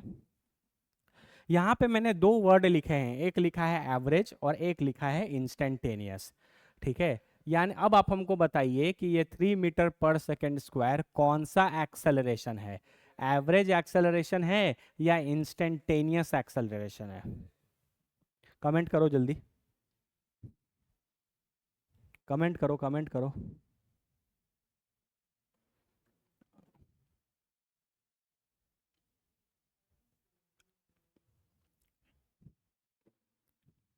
इतना टाइम लगता है आपको कमेंट करने में, बिल्कुल सही। ये जो एक्सेलरेशन निकला है इस एक्सेलरेशन को आप बोलते हैं average acceleration, this is average acceleration, ठीक है। तो ठीक है, या हम आपको नहीं भी पता, आप पहली बार ये चीज़, ये दोनों टर्म्स सुन रहे हैं, कुछ बच्चे ऐसे भी हो सकते हैं जो पहली बार सुन रहे होंगे। बाकी कुछ बच्चों को तो मैंने बेसिक मैथ्स में ये चीज़ सिखाई है जब हम आपको डिफरेंशिएशन पढ़ा रहे थे तो। लेकिन फिर भी टाइम बिंग के लिए बाबू ये कॉन्सेप्ट इंपॉर्टेंट है, 10 मिनट ध्यान से रखोगे तो आपका रिविजन ही हो जाएगा एक तरीके से, ठीक है। तो कैसे पता चला, है ना सर, ठीक है सर, ये कौन है श्रेया सिंह जो इंस्टेंटेनियस लिख रही है।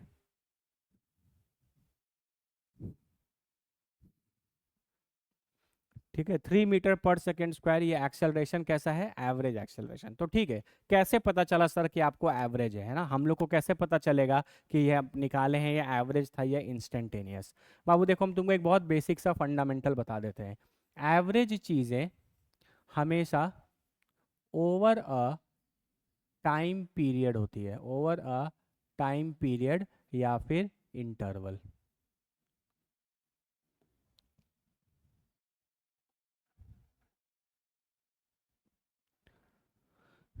ओवर अ टाइम पीरियड बोल लीजिए या फिर टाइम इंटरवल बोल लीजिए। एवरेज चीज़ है। जैसे आपकी ये जो बॉडी है वो 10 सेकंड में वेलोसिटी 20 से 50 चेंज की, टोटल 10 सेकंड में। तो ये एक टाइम पीरियड की बात कर रही है। वो 10 सेकंड का जो समय था वो एक टाइम पीरियड था, एक ड्यूरेशन ऑफ टाइम था, एक टाइम ड्यूरेशन था, है ना, एक टाइम इंटरवल था। उस 10 सेकंड में ये बॉडी इतनी वेलोसिटी चेंज की, और आप एक्सेलरेशन भी उस 10 सेकंड में निकाल रहे हैं। यहाँ पर जब आप नीचे में टाइम पुट कर रहे हैं तो आप यहाँ पर कितना टाइम का ड्यूरेशन पुट कर रहे हैं, बोलो। टाइम ड्यूरेशन पुट कर रहे हैं कितना, 10 सेकेंड्स। इसका मतलब जब कभी भी आप किसी चीज़ का कैलकुलेशन या किसी चीज़ का स्टडी एक ओवर अ टाइम पीरियड करते हैं, एक टाइम ड्यूरेशन में करते हैं, तो आप बोलते हैं कि मैंने वो चीज़ कैलकुलेट किया है, एवरेज। ठीक है। और जब कभी भी आपसे चीज़ें पूछी जाएंगी, इंस्टेंटेनियस क्या होता है? ठीक है, इंस्टेंटेनियस का मतलब ही होता है एट अ पर्टिकुलर इंस्टेंट बोल लीजिए, या मोस्टली हम लोग टाइम को एनकाउंटर करेंगे तो एट अ पर्टिकुलर टाइम। एक पर्टिकुलर समय पर हमको चाहिए, है ना। जैसे फॉर एग्जांपल अगर हम इसी क्वेश्चन में आपसे पूछते कि find acceleration at t is equal to 4 seconds, क्या हम आपको एक टाइम इंटरवल का पूछ रहे हैं? नहीं, हम आपसे पूछ रहे हैं कि हमको एक्सेलरेशन चौथे सेकंड पर चाहिए। मतलब यहाँ से जीरो से आप स्टार्ट किए होंगे तो 1 सेकंड, 2 सेकंड, 3 सेकंड, 4 सेकंड, उसके बाद जो चौथा सेकंड आएगा वो 4th सेकंड पे हमको एक्सेलरेशन चाहिए। हमको 4 सेकंड्स का एक्सेलरेशन नहीं चाहिए, है ना। हम ये नहीं बोल रहे find acceleration at T is equal to 4 second. तो ये एक टाइम है या टाइम इंटरवल है? ये एक टाइम है या टाइम इंटरवल है? ये एक टाइम, ये सिंगल टाइम है, सिंगल सिंगल एक समय पर सिंगल टाइम है, सिंगल टाइम है। तो आपको पता चलेगा कि ये इंस्टेंटेनियस चीज़ें पूछी जा रही हैं। यहाँ पे देखो क्वेश्चन में डिफरेंस समझिए। ये पूछा जा रहा था acceleration in 10 seconds. Acceleration in 10 seconds का क्या मतलब है? जीरो से लेकर के 10 सेकेंड के बीच का ये जो टाइम इंटरवल है, इस टाइम इंटरवल में हमको एक्सेलरेशन चाहिए था।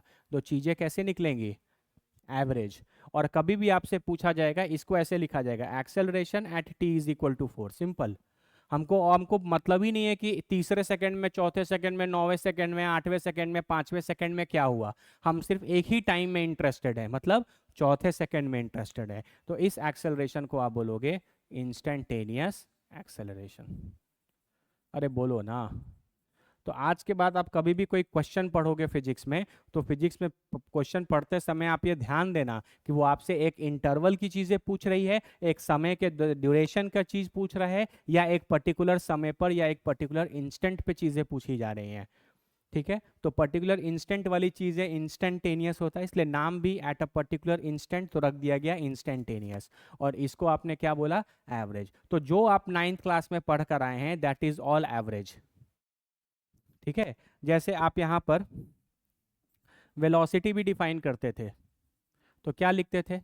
डिस्प्लेसमेंट को किससे डिवाइड करते थे? टाइम। तो यहाँ पे भी आप क्या पुट करते थे? Time interval. अरे बोलो ना। आपका बॉडी ने 10 मीटर डिस्प्लेसमेंट कवर किया, कितने समय में किया? 5 सेकेंड्स में किया। 5 सेकेंड में, जीरो से लेकर के 5 सेकेंड तक, 5 सेकेंड के टाइम ड्यूरेशन में आपके बॉडी ने कितना डिस्प्लेसमेंट ट्रेवल किया? 10। तो आप बोलते थे 2 मीटर पर सेकेंड। बताओ ये वेलोसिटी एवरेज है या इंस्टेंटेनियस है? एवरेज है। This is average velocity. तो आप बचपन से जो चीज़ें वेलोसिटी निकालना होता है तो आप डिस्प्लेसमेंट को टाइम से डिवाइड कर देते हैं। ये वाला अलजेब्रा जब आप डिवीजन वाला अलजेब्रा लगाते हैं तो आपको हमेशा वेलोसिटी कौन सा मिलता है? एवरेज। कोई दिक्कत? तो इतना तो बेसिक आइडिया फंडामेंटल क्लियर हो ही गया होगा कि एवरेज और इंस्टेंटेनियस होता क्या है। जब कभी भी आपसे कोई चीज़ over a time interval, over a time period, over a time duration पूछा जाए तो वो एवरेज होता है। और कभी भी कोई चीज़ एक पर्टिकुलर इंस्टेंट पर पूछा जाए तो क्या होता है? इंस्टेंटेनियस। कोई दिक्कत किसी को? चलो आगे बढ़ते हैं। इसी चीज़ को अगर हम ग्राफिकली सोचें तो कैसे हो सकता है? देखो, वेलोसिटी है, टाइम है। Time t is equal to 0 पर बॉडी की वेलोसिटी कितनी थी? Time t is equal to 0 पर बॉडी की वेलोसिटी कितनी थी? 20। ठीक है, तो ये आपका टाइम है। ये यहाँ पर क्या होगा?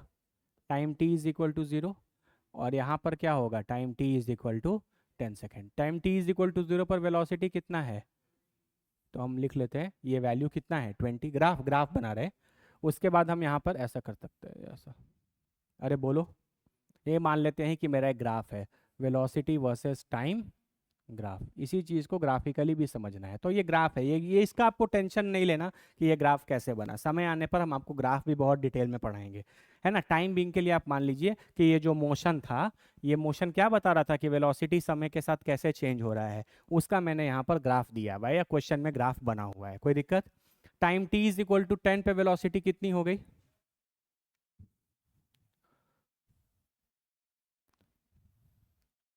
यहाँ वेलोसिटी कितनी हो गई?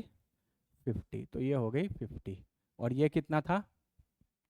बोलो, 20। कोई दिक्कत? तो आपको यहाँ पर एक पॉइंट ये मिलेगा, और एक पॉइंट क्या मिलेगा? ये आप इसको क्या बोलोगे? Initial point. और इसको क्या बोलोगे? Final point. इस पॉइंट का कोऑर्डिनेट कौन बच्चा बता सकता है? कोऑर्डिनेट। हाँ, यहाँ पे कोऑर्डिनेट कैसे लिखते हैं बताओ? X comma Y. तो पहले हमेशा कौन सा लिखेंगे? एक्स कोऑर्डिनेट, फिर कौन सा लिखेंगे? Y coordinate. इस बार एक्स कोऑर्डिनेट पे क्या है? टाइम। तो यहाँ पे टाइम कितना है? 0। और फिर लिखेंगे तो वाई कितना है? 20। यहाँ का कोऑर्डिनेट क्या लिखोगे? 10, 50। यहाँ तक किसी को कोई दिक्कत? Coordinate is always written as X comma Y. यहाँ का एक्स 0 है, वाई 20 है, यहाँ का एक्स 10 है, और वाई 50 है। कोई दिक्कत? चलिए, जो आपने फॉर्मूला लगाया था उस फॉर्मूले को देखते हैं। आपने एवरेज एक्सेलरेशन को लिखा था v minus U divided by T F minus T I, correct ना। इसको हम y2 minus Y one by X two minus X one लिख सकते हैं क्या? चेक करो तो। देखो, v कितना था? 50, और u कितना था? 20, डिवाइडेड बाई x कितना है? 10, और x1 कितना था? 0। तो आपका वैल्यू आ गया था 3 मीटर पर सेकेंड स्क्वायर। कोई दिक्कत किसी को? तो इसी चीज को v माइनस यू को हम y2 minus Y one by X two minus X one लिख सकते हैं। अगर आपको ध्यान से याद हो तो ये स्लोप का फॉर्मूला होता है। स्लोप किसका? Of a straight line, of a straight line. याद करिए, स्ट्रेट लाइन के स्लोप निकालने के दो फॉर्मूले होते थे, एक m is equal to tan theta, और एक is equal to Y two minus Y one by X two minus X one. ठीक है। अब भाई ठीक है, स्लोप तो निकाल लिया, लेकिन स्ट्रेट लाइन दिख ही नहीं रहा। तो स्ट्रेट लाइन आपको दिखेगा जब आप अपनी फिजिक्स की नज़र से इसको देखेंगे। तो देखिए, ये जो ग्रीन वाला लाइन मैंने यहाँ पे बनाया है, ये आपको एक स्ट्रेट लाइन दिख रहा होगा, है ना। और इसी स्ट्रेट लाइन का अगर आप स्लोप निकाल दें, अगर आप ज्योमेट्री के टर्म्स में बात करें, ग्राफ के टर्म्स में बात करें, तो average acceleration is nothing but slope of this straight line. Average acceleration को आप कुछ नहीं, इस स्ट्रेट लाइन का क्या बोल सकते हैं? स्लोप बोल सकते हैं, है ना। और ये स्लोप जो दिख रहा है, सॉरी, ये जो स्ट्रेट लाइन दिख रहा है, ज्योमेट्री के भाषा में इसको हम क्या बोलते हैं? कॉर्ड। ज्योमेट्री के भाषा में आप इसको क्या बोलते हैं? कॉर्ड, है ना। कॉर्ड क्या होता है? A straight line intersecting two points on a circle. Diameter सबसे बड़ा कॉर्ड होता है सर्कल का। अरे ये भी बताना पड़ेगा मुझे आपको। एक स्ट्रेट लाइन है, वो सर्कल को किसी भी दो पॉइंट पर काट दे, ऐसे ऐसे ऐसे, ये सारे क्या होंगे? क्या बोला जाएगा? कॉर्ड। C1, C2, C3, ये सब क्या है? बोलिए, कॉर्ड है। ज्योमेट्री के भाषा में इस स्ट्रेट लाइन को क्या बोलेंगे? कॉर्ड। कोई दिक्कत किसी को? इसका मतलब आप ऐसे भी बोल सकते हैं कि जो आपका एवरेज क्वांटिटी होता है, कोई भी चीज अगर एवरेज क्वांटिटी है तो वो हमेशा कितने पॉइंट्स के बीच में होगा?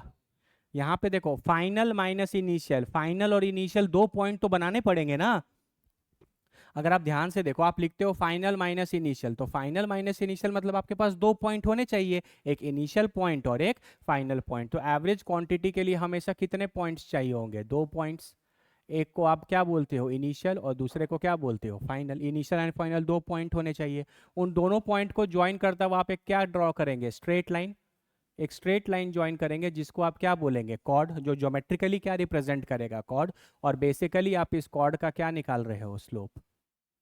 तो एवरेज क्वांटिटी ज्योमेट्रिकली या ग्राफिकली कॉर्ड के स्लोप को रिप्रेजेंट करता है। किसको रिप्रेजेंट करता है, कॉर्ड के स्लोप को रिप्रेजेंट करता है। पक्का।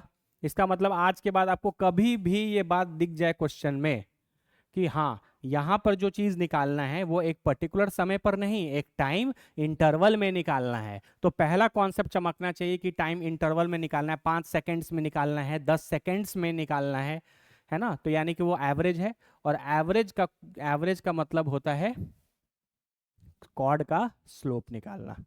ठीक है, या आप इन फॉर्मूला भी जो तुम पुट कर रहे हो उसको और अच्छे से समझने की जरूरत है। इन सारी चीजों का बाबू एप्लीकेशन आगे बहुत खतरनाक है। ठीक है, इसलिए बेसिक फंडामेंटल क्लियर होना चाहिए। यहां तक कितने लोग को चमका, जल्दी कमेंट करो।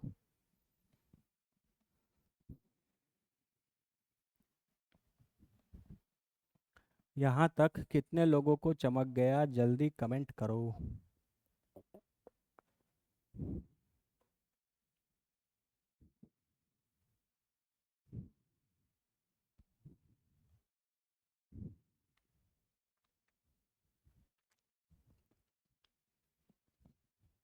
ठीक है,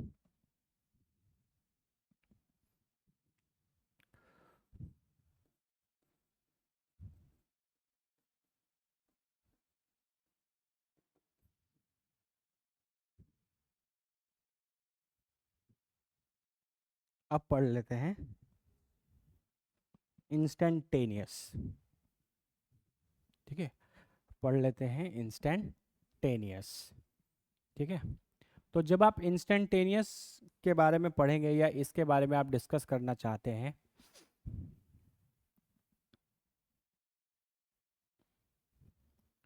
तो इंस्टेंटेनियस का मतलब होता है कोई भी value at a particular instant. जैसे आप एक्सेलरेशन निकाल कर बताइए, at at T is equal to 3 seconds. ध्यान रखना यहाँ इन नहीं लिखा। एक्सेलरेशन इन 3 सेकेंड्स का मतलब होगा कि 3 सेकेंड, 1 सेकेंड से 2 सेकेंड, 2 सेकेंड से 3 सेकेंड, 3 सेकेंड्स। लेकिन एट का मतलब होता है कि आपको इसी पर्टिकुलर टाइम पर चाहिए, मतलब आपको acceleration at T is equal to 3 second चाहिए। तो इस तरीके का एनालिसिस या इस तरीके की चीज़ें कभी भी आपसे किसी सवाल में पूछी जाए, इसका मतलब आपको ये वाला एवरेज नहीं लगाना। क्या ये acceleration v minus U by T से मिलेगा, ये इंस्टेंटेनियस वाला?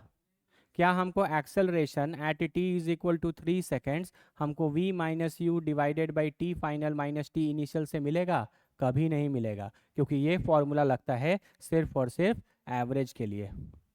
आप देखो ना, नीचे में आप T F minus T I put कर रहे हो, मतलब एक फाइनल टाइम पुट कर रहे हो, एक इनिशियल टाइम पुट कर रहे हो, तो दो टाइम आने चाहिए, और दो टाइम आने के साथ वो 2 पॉइंट हो जाएगा, वो एक टाइम इंटरवल हो जाएगा 10 सेकेंड से 25 सेकेंड के बीच में। तो एक टाइम हो जाएगा 10 सेकेंड, एक हो जाएगा 25 सेकेंड, तो 10 सेकेंड से 25 सेकेंड के बीच में कितना टाइम हुआ, 15 सेकेंड के टाइम इंटरवल का सवाल है वो, तो हम वहां पर पुट करेंगे। लेकिन यहाँ पर तो चीज़ें एक ही टाइम पर पूछी जा रही हैं, तो ये वाला फॉर्मूले से आपका काम नहीं चलेगा। तो जो एक्सेलरेशन का फॉर्मूला आप बचपन से पढ़ते आ रहे थे, A is equal to V minus U by T, ये formula not applicable, not applicable for instantaneous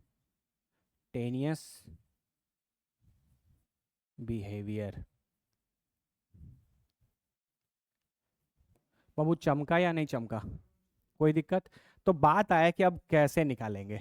अगर ये फॉर्मूला नहीं लगा सकते, कॉर्ड का स्लोप नहीं लगा सकते, तो कैसे निकालेंगे, है ना। इस चीज को पहले समझते हैं, ठीक है। आओ, हाँ, ग्राफ हमको मदद करेगा इस चीज को समझने के लिए।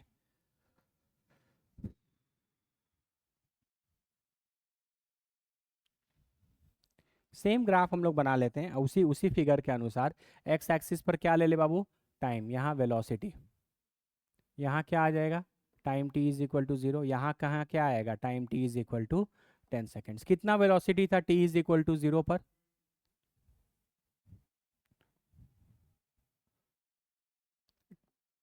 20। तो यहाँ से हम लोग एक कर्व बना सकते हैं ऐसे, ठीक है, सेम उसी टाइप का सेम ग्राफ बनाने की कोशिश कर रहे हैं, उसी क्वेश्चन को ले रहे हैं। तो यहाँ से ये ऊपर चला जाएगा, इसके बाद यहाँ से वैसे हो जाएगा। तो यहाँ पे वेलोसिटी कितनी हो गई? 50 हो गई। तो ये ग्राफ में दिया है, मैंने 2 पॉइंट बना लिए। लेकिन क्या अब क्या हमसे क्वेश्चन इन दोनों पॉइंट्स के बीच में पूछा जा रहा है? क्या हम आपसे पूछ रहे हैं कि हमको इन 10 सेकंड्स के एक्सेलरेशन बताइए? नहीं। अब हम आपको बोल रहे हैं कि आप हमको एक्सेलरेशन एक पर्टिकुलर समय पर बताइए, और वो समय कौन सा है? यहाँ पे थर्ड थर्ड था या फोर्थ था? ठीक है, कोई भी ले लो। तो यहाँ पर आ गया time t is equal to 4 second. अरे बोलो, अब हमको इसी समय पर सिर्फ चौथे सेकंड पर, जब चौथा सेकंड हो रहा था, उस समय मेरे बॉडी के पास कितनी एक्सेलरेशन थी, ये चीज हमको क्या करना था? कैलकुलेट करना था। कोई दिक्कत? अच्छा, 2 पॉइंट होते थे तो 2 पॉइंट को आप एक स्ट्रेट लाइन से ज्वाइन करते थे, और वो चीज ज्योमेट्री में कॉर्ड आता था। एक पॉइंट से पास करता हुआ स्ट्रेट लाइन किसी कर्व पर क्या कहलाता है ना? एक पॉइंट से ही अगर आपको इसी पॉइंट से अगर एक स्ट्रेट लाइन ड्रॉ करना हो, तो वो स्ट्रेट लाइन ऐसा होगा जो कर्व को क्या करता हुआ जाएगा? टच करता जाएगा, और आप इसको बोलोगे टैंजेंट। क्या बोलोगे? टैंजेंट। और इस बार आप acceleration at t is equal to 4 second अगर आपको निकालना है, तो बेसिकली आप t is equal to 4 second पर जाएंगे। कहां पर जाएंगे? कर्व पे। देखो, t is equal to 4 second के कॉरेस्पॉन्डिंगली किस पॉइंट पर जाएंगे? अपने कर्व पे जाएंगे, और उस कर्व पे आप क्या ड्रॉ करेंगे? बोलिए, टैंजेंट ड्रॉ करेंगे। और टैंजेंट ड्रॉ करके आप इस टैंजेंट का क्या निकालेंगे? स्लोप। तो अगर आप टैंजेंट पे टैंजेंट का स्लोप निकाल लेते हो t इज इक्वल टू 4 वाले का, तो वो आपको acceleration at t is equal to 4 दे देगा। बहुत अच्छे से समझना, ये बहुत इंपॉर्टेंट चीज़ें हैं, ये चीज़ें नई हैं। जो बच्चे अभी तक नहीं पढ़े हैं उनके लिए पहला है, तो बहुत ध्यान से सुनिए। देखिए, जब आपके पास एक टाइम इंटरवल की बात होगी, तो एक इनिशियल पॉइंट होगा, एक फाइनल पॉइंट होगा, 2 पॉइंट होंगे। तो 2 पॉइंट को ज्वाइन करोगे बाबू, तो हमेशा क्या मिलेगा? कॉर्ड। और आपको इस कॉर्ड का क्या निकालना होगा? स्लोप। लेकिन जब आप डील ही एक पॉइंट पर कर रहे हो, तो कभी कॉर्ड मिलेगा क्या? कॉर्ड का डेफिनेशन होता है कि वो आपके कर्व को 2 पॉइंट पर इंटरसेक्ट करना चाहिए, जहां तो पॉइंट ही एक है t is equal to 4 second. तो एक पॉइंट अगर आपके पास है, तो कर्व पे एक पॉइंट पर अगर आप कोई स्ट्रेट लाइन ड्रॉ करो, तो आप उसको क्या बोलोगे? टैंजेंट। तो पिछले बार कॉर्ड का स्लोप निकालते थे, इस बार क्या करेंगे? टैंजेंट का स्लोप निकालेंगे। चमका क्या? इसका मतलब आपको कभी भी इंस्टेंटेनियस चीजें चाहिए, तो यहाँ पर कितने पॉइंट्स इन्वॉल्व होंगे? एक पॉइंट। एक पॉइंट पर कहाँ पर जाएंगे? कर्व पर जाएंगे।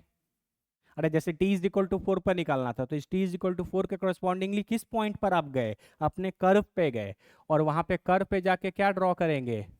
टैंजेंट। और फिर आप इस टैंजेंट का क्या ले लेंगे? स्लोप। तो ये जो टैंजेंट का जो स्लोप है, यही आपको वैल्यू दे देगा इंस्टेंटेनियस। अरे बोलना बाबू, नहीं बोलोगे? बोलो। जैसे फॉर एग्जाम्पल, अगर हम बोले कि मैंने t is equal to 4 second पे ये टैंजेंट ड्रॉ किया, ठीक है, इस टैंजेंट का हम कुछ नाम दे देते हैं, टैंजेंट t1। कोई दिक्कत? और हम गए और हमको पता है कि स्लोप ऑफ टैंजेंट t1 कितना आया? मान लेते हैं 2 आया। मान लेते हैं कितना आया? 2 आया। इसका मतलब acceleration at t is equal to 4 second is 2 metre पर सेकेंड स्क्वायर। इतनी चीजें आसान है। तो ज्योमेट्रिकली या ग्राफिकली जब आप एवरेज की बात करते हैं, तो आप कॉर्ड की स्लोप की बात करते हैं, क्योंकि वहां 2 पॉइंट मिलेगा। और जब आप इंस्टेंटेनियस बिहेवियर की बात करेंगे, तो आपको तो एक ही पॉइंट मिलेगा, क्योंकि आपको एक ही पॉइंट पर वैल्यू निकालना है। तो वो जो एक पॉइंट पर आपको वैल्यू निकालना है, वहां पर आप क्या ड्रॉ करेंगे? कॉर्ड। एक पॉइंट से कॉर्ड खींच पाएंगे क्या? एक पॉइंट से क्या खींच पाएंगे? टैंजेंट। और आप टैंजेंट का क्या निकालेंगे? स्लोप। अरे बोलो ना, कोई दिक्कत? चलिए, ये आपको समझना है, ठीक है। इसका मतलब आपको जिस भी पॉइंट पर इंस्टेंटेनियस बिहेवियर चाहिए, वहां पर आपको क्या करेंगे? ये अब ध्यान से सुनना। मैथ्स में मैंने आपको एक चीज़ पढ़ाया है जिसका नाम क्या है, डिफरेंशिएशन। क्या है बोलो, डिफरेंशिएशन। ठीक है, जैसे फॉर एग्जांपल आपके पास एक फंक्शन होता है y is equal to X square, तो आप इसको क्या करते हो, डिफरेंशिएट क्या सिखाया, एक डी ऊपर एक डी नीचे, ये x ऊपर y, तो dy बाई डी एक्स करोगे तो क्या आएगा 2x। अरे बोलो ना, तो D Y is equal to X square आपने डिफरेंशिएट कर दिया तो 2x आ गया, ये तो सबने सीखा होगा। अगर आपको ये नहीं आता है तो आप प्लीज़ बेसिक मैथ्स के लेक्चर से डिफरेंशिएशन सीखिए, उसके बाद ही आपको ये चीज़ें आगे समझ में आएंगी। ठीक है, मेरे हिसाब से ये सबको क्लियर है, जिसको डिफरेंशिएशन आता है वो बहुत अच्छे से समझ पाएंगे। फॉर्मूला अगर आपको नहीं याद है तो हम यहाँ पे लिख देते हैं, D X to the power N D X क्या होता है, एन इंटू एक्स का पावर ऑफ एन माइनस 1। इस फॉर्मूले के हिसाब से एक्स स्क्वायर का डिफरेंशिएशन 2x आ गया। तो ये तो मैथ्स है, मैथ्स ने डिफरेंशिएशन करके बता दिया, तुमने फॉर्मूला लगाया तुम्हारा आंसर आ गया। लेकिन अगर अब तुमसे पूछा जाए कि ये 2x तुमने क्या निकाला है, ये 2x तुमको क्या बता रहा है, ठीक है, तो इसको समझने के लिए हम लोग को वापस ग्राफ की दुनिया में जाना पड़ेगा। अरे बोलो ना यार बाबू, ये x है, ये y, बहुत ध्यान से आने वाला 10-15 मिनट सुनो, उसके बाद क्लास खत्म कर देंगे भले, ठीक है, लेकिन बहुत ध्यान से सुनना। ठीक है, तो y is equal to X square का ये कर्व होता है, बेसिक मैथ्स में मैंने ये भी पढ़ाया है, नहीं भी पता है तो आप टाइमिंग के लिए मान सकते हैं कि y is equal to X square का कर्व है। ठीक है, जब आप इसको डिफरेंशिएट करोगे तो 2x आएगा। तो मान लो हम निकालने में इंटरेस्टेड हैं dy बाई डी एक्स की value at x is equal to 3, dy by D X की value at x equal to 3। तो dy बाई डी एक्स कितना है 2x, तो हम यहाँ क्या पुट कर देंगे 2 इंटू 3, वैल्यू क्या आएगी 6। क्या आया ये 6, ये 6 है क्या। ठीक है, मैथ्स तो बोलता है कि 6 आ गया, मैथ्स आपको सिर्फ बताता है कि ये है, फिजिक्स आपको समझाएगा कि ये एक्चुअली में क्या निकल रहा है। ठीक है, तो आपने किस पॉइंट पर निकाला है, तो आप इस कर्व पे, किस कर्व पे, जिस फंक्शन को आपने डिफरेंशिएट किया है, जिस फंक्शन को आपने डिफरेंशिएट किया है, ये क्वेश्चन था, ये फंक्शन था, तो ग्राफ भी आपने इस फंक्शन का बनाया है, तो इसी फंक्शन पर आप x इक्वल टू किस पर चले जाएंगे 3 पर, और x इक्वल टू 3 पर चले जाएंगे तो यहाँ से आपको फिर मिलेगा। अरे बोलो ना यार, तुमको एक पॉइंट मिल रहा है या 2 पॉइंट मिल रहा है, कर्व पे एक पॉइंट, तो तुम क्या ड्रॉ करोगे, टैंजेंट। क्या ड्रॉ करोगे, टैंजेंट ड्रॉ करोगे, कोई दिक्कत। और इस टैंजेंट का तुम क्या निकाल सकते हो, स्लोप, तो इस टैंजेंट का जो स्लोप है ना वही 6 है। ये जो 6 आया है ये बेसिकली कुछ नहीं, इस टैंजेंट का क्या है, स्लोप है। इसका मतलब मैथ्स में जो आप डिफरेंशिएशन सीखते हैं वो डिफरेंशिएशन सिखाया ही इसीलिए गया है ताकि आप टैंजेंट का क्या निकाल सकें, स्लोप निकाल सकें।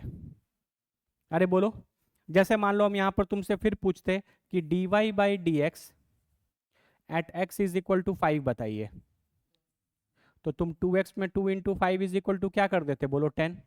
नहीं, तो तुम फिर कौन सा पॉइंट ढूंढते, x equal to 5, sorry x is equal to 5 वाला, तो मान लो तुमको यहाँ कुछ पॉइंट मिलता, ये पॉइंट होता तुम्हारा x इज इक्वल टू 5 के कॉरेस्पॉन्डिंगली यहाँ तुमको पॉइंट मिलता, तुम फिर वहाँ क्या ड्रॉ करोगे, यहाँ क्या एक पॉइंट से क्या ड्रॉ करोगे, टैंजेंट, और इस टैंजेंट का जो स्लोप होगा वो कितना आएगा 10। इस टैंजेंट का जो स्लोप है वो कितना आ जाएगा 10। ये कर्व है आपका y is equal to X square. मेरी बात समझ में आ गई। अरे बोलो, यानी कि एवरेज चीजें निकालने के लिए आपके पास फॉर्मूले जैसी चीजें होंगी, v minus U by T, S by T, वहां से एवरेज निकल जाएगा जो आप 9th क्लास में करते थे। लेकिन जब इंस्टेंटेनियस चीज़ों की बात आएगी, जब इंस्टेंटेनियस चीज़ों की बात आएगी तो आपको हमेशा क्या करना पड़ेगा, डिफरेंशिएशन। ये मैथ्स आपको आना चाहिए। अगर आपको डिफरेंशिएशन करने आता है तो आप आराम से इंस्टेंटेनियस की कोई भी चीज़ें क्या कर सकते हैं, निकाल सकते हैं, क्योंकि इंस्टेंटेनियस की चीज़ें तभी मिलेंगी जब आप किसका स्लोप निकालेंगे, कॉर्ड का कि टैंजेंट का, टैंजेंट का। और टैंजेंट का स्लोप कैसे मिलता है, जब आप किसी फंक्शन को डिफरेंशिएट करते हैं। जैसे आपने एक्स स्क्वायर को डिफरेंशिएट किया तो क्या आ गया 2x। बस अब आपको जिस पॉइंट में क्वेश्चन में पूछे, जैसे 4 पे पूछे, 5 पे पूछे, वो वैल्यू यहाँ पुट करते जाओ, आपको टैंजेंट का स्लोप मिलता जाएगा। कितने लोग को चमका ये, जल्दी बोलो। क्लियर है? तो बहुत अच्छे से बाबू इनको देख लो कि एवरेज क्या होता है, इंस्टेंटेनियस क्या होता है। अभी ये ख़त्म नहीं हुआ है, अगले क्लास में हम लोग कल के क्लास में इसको फिर आगे भी कंटिन्यू करेंगे। ठीक है, और डिटेल में इस पर दो चार और अच्छे अच्छे क्वेश्चंस एक्चुअली बनाकर हम आपको दिखाएंगे, तो आपका कॉन्सेप्ट और क्लियर होगा। लेकिन इतना तो आपको जरूर समझ में आ जाना चाहिए कि एवरेज चीज़ें में और इंस्टेंटेनियस चीज़ों में क्या फ़र्क है ना। एवरेज चीज़ें हमेशा ओवर अ टाइम इंटरवल बात की जाएगी, जबकि इंस्टेंटेनियस चीज़ें हमेशा एक पर्टिकुलर पॉइंट पे। ज्योमेट्रिकली देखोगे तो आपको हमेशा यहाँ पर कितने पॉइंट्स मिलेंगे? दो। और आपको ज्योमेट्री में वो क्या मिलेगा? कॉर्ड। और आप किसका स्लोप निकाल रहे होंगे? कॉर्ड का स्लोप। इस स्ट्रेट लाइन पर दो पॉइंट पता है तो इसका स्लोप आप आराम से y2 minus Y one by X two minus x1 से निकाल सकते हैं, कोई दिक्कत। लेकिन अगर आपसे इंस्टेंटेनियस चीज़ें पूछी जाएंगी तो वो एक पर्टिकुलर समय पर पूछी जाएंगी। तो उस पर्टिकुलर समय पर जब आप कर्व पर जाओगे तो आपको एक ही पॉइंट मिलेगा, और उस पॉइंट से आप कभी भी कॉर्ड ड्रॉ नहीं कर सकते। तो क्या ड्रॉ कर सकते हैं? टैंजेंट। तो इसीलिए इंस्टेंटेनियस चीज़ों का वैल्यू निकालने के लिए आपको किसका स्लोप चाहिए होगा? टैंजेंट का। और टैंजेंट का स्लोप निकालने के लिए आपको मैथ्स में क्या आना चाहिए? डिफरेंशिएशन। ठीक है, मैथ्स में डिफरेंशिएशन इसलिए सिखाया जाता है ताकि आप फिजिक्स में या कहीं पर भी पूरे साइंस में इंस्टेंटेनियस बिहेवियर वाली चीज़ों को कैलकुलेट कर सकें। ठीक है, कोई दिक्कत? तो अच्छे से पढ़ो बाबू इनको, और कोई डाउट है तो पूछ लो, नहीं तो वाइंड अप करेंगे आज का क्लास। देख लो, कोई डाउट है तो पूछ लो, नहीं तो फिर वाइंड अप करेंगे।